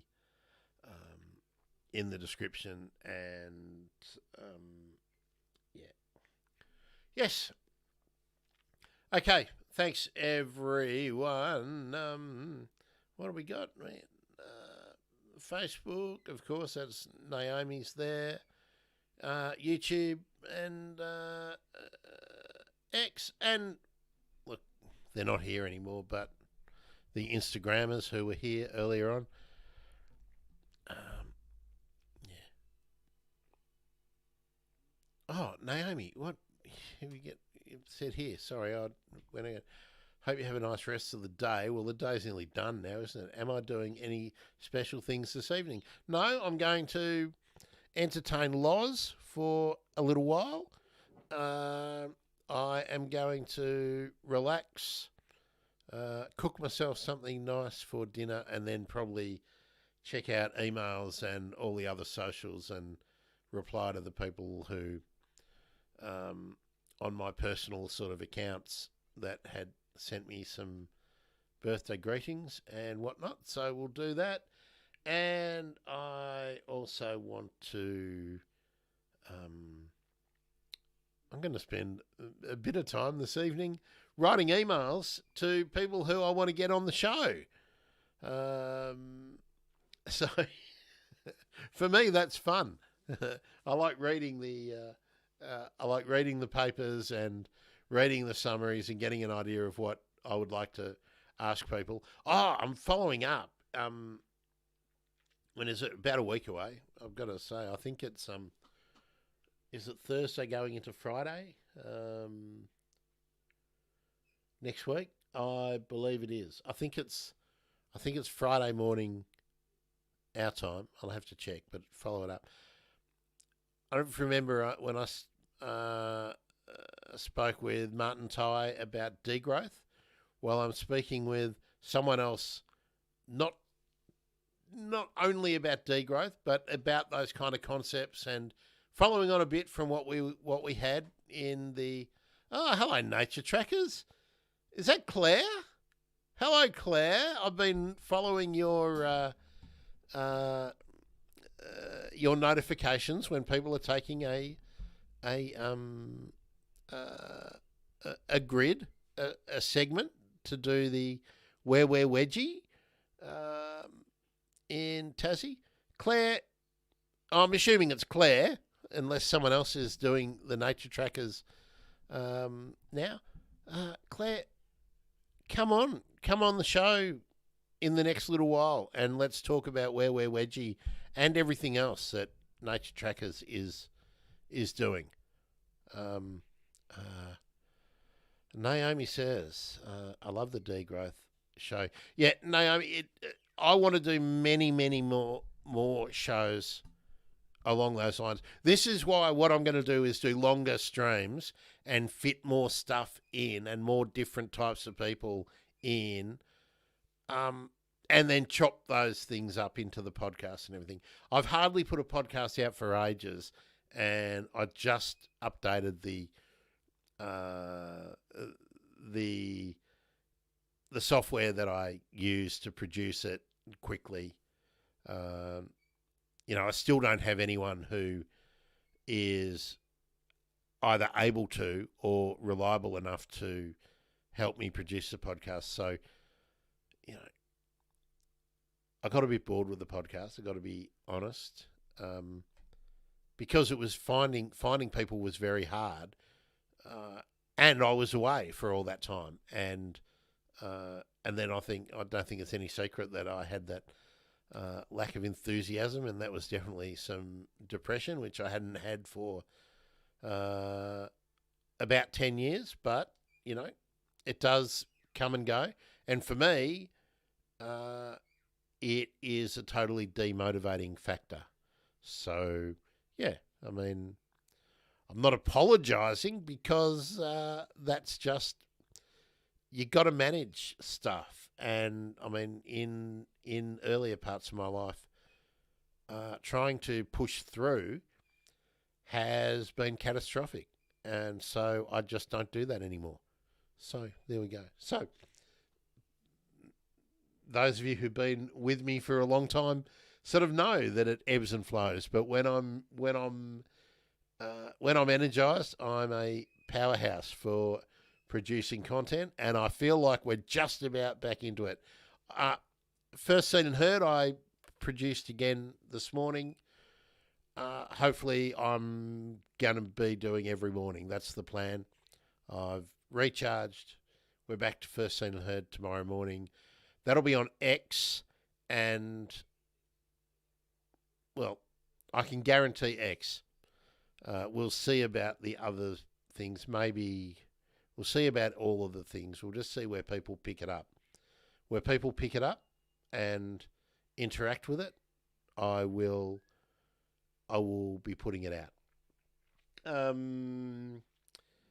Any other news? Claire, if that was you from Nature Trackers giving us the like on Facebook, I would like to. I did send you an email, I think, didn't I? Or did I do it on Twitter? I can't remember. But yeah, come and talk again about where we're wedgie. Yeah. So yeah, Naomi, we'll explore that concept of degrowth and what can be done, particularly in terms of the parameters that they were talking about on the Majority Report, on that interview. And actually that guy from Britain, that business person, he said, I don't think normal people are going to vote to, have cold showers and colder houses and everything. Yeah, we totally get that. But there's ways to mitigate the climate catastrophe without every individual household having to do the heavy lifting. That's the false dichotomy that we've been fed. So anyway. Much more bird stuff coming up. Don't worry. It's not always going to be this stuff. We're back onto birds in a big way next week. Maybe see you tomorrow. We'll just see how we feel. Yeah, as you know, great to talk to you. See you later. I'm Grant. I am, as it says down here, a bird nerd and also a plant nerd. Oh, also, if you don't know, we talk about habitat gardening on Saturday mornings. Saturday morning, Melbourne time, Sydney time, and now Brisbane time, Canberra time, Hobart time, 9:30 a.m. every Saturday morning. Naomi's giving me the wind up, I think, here. See ya. That's right. See you, folks. Happy birthday to me. Happy birthday to me.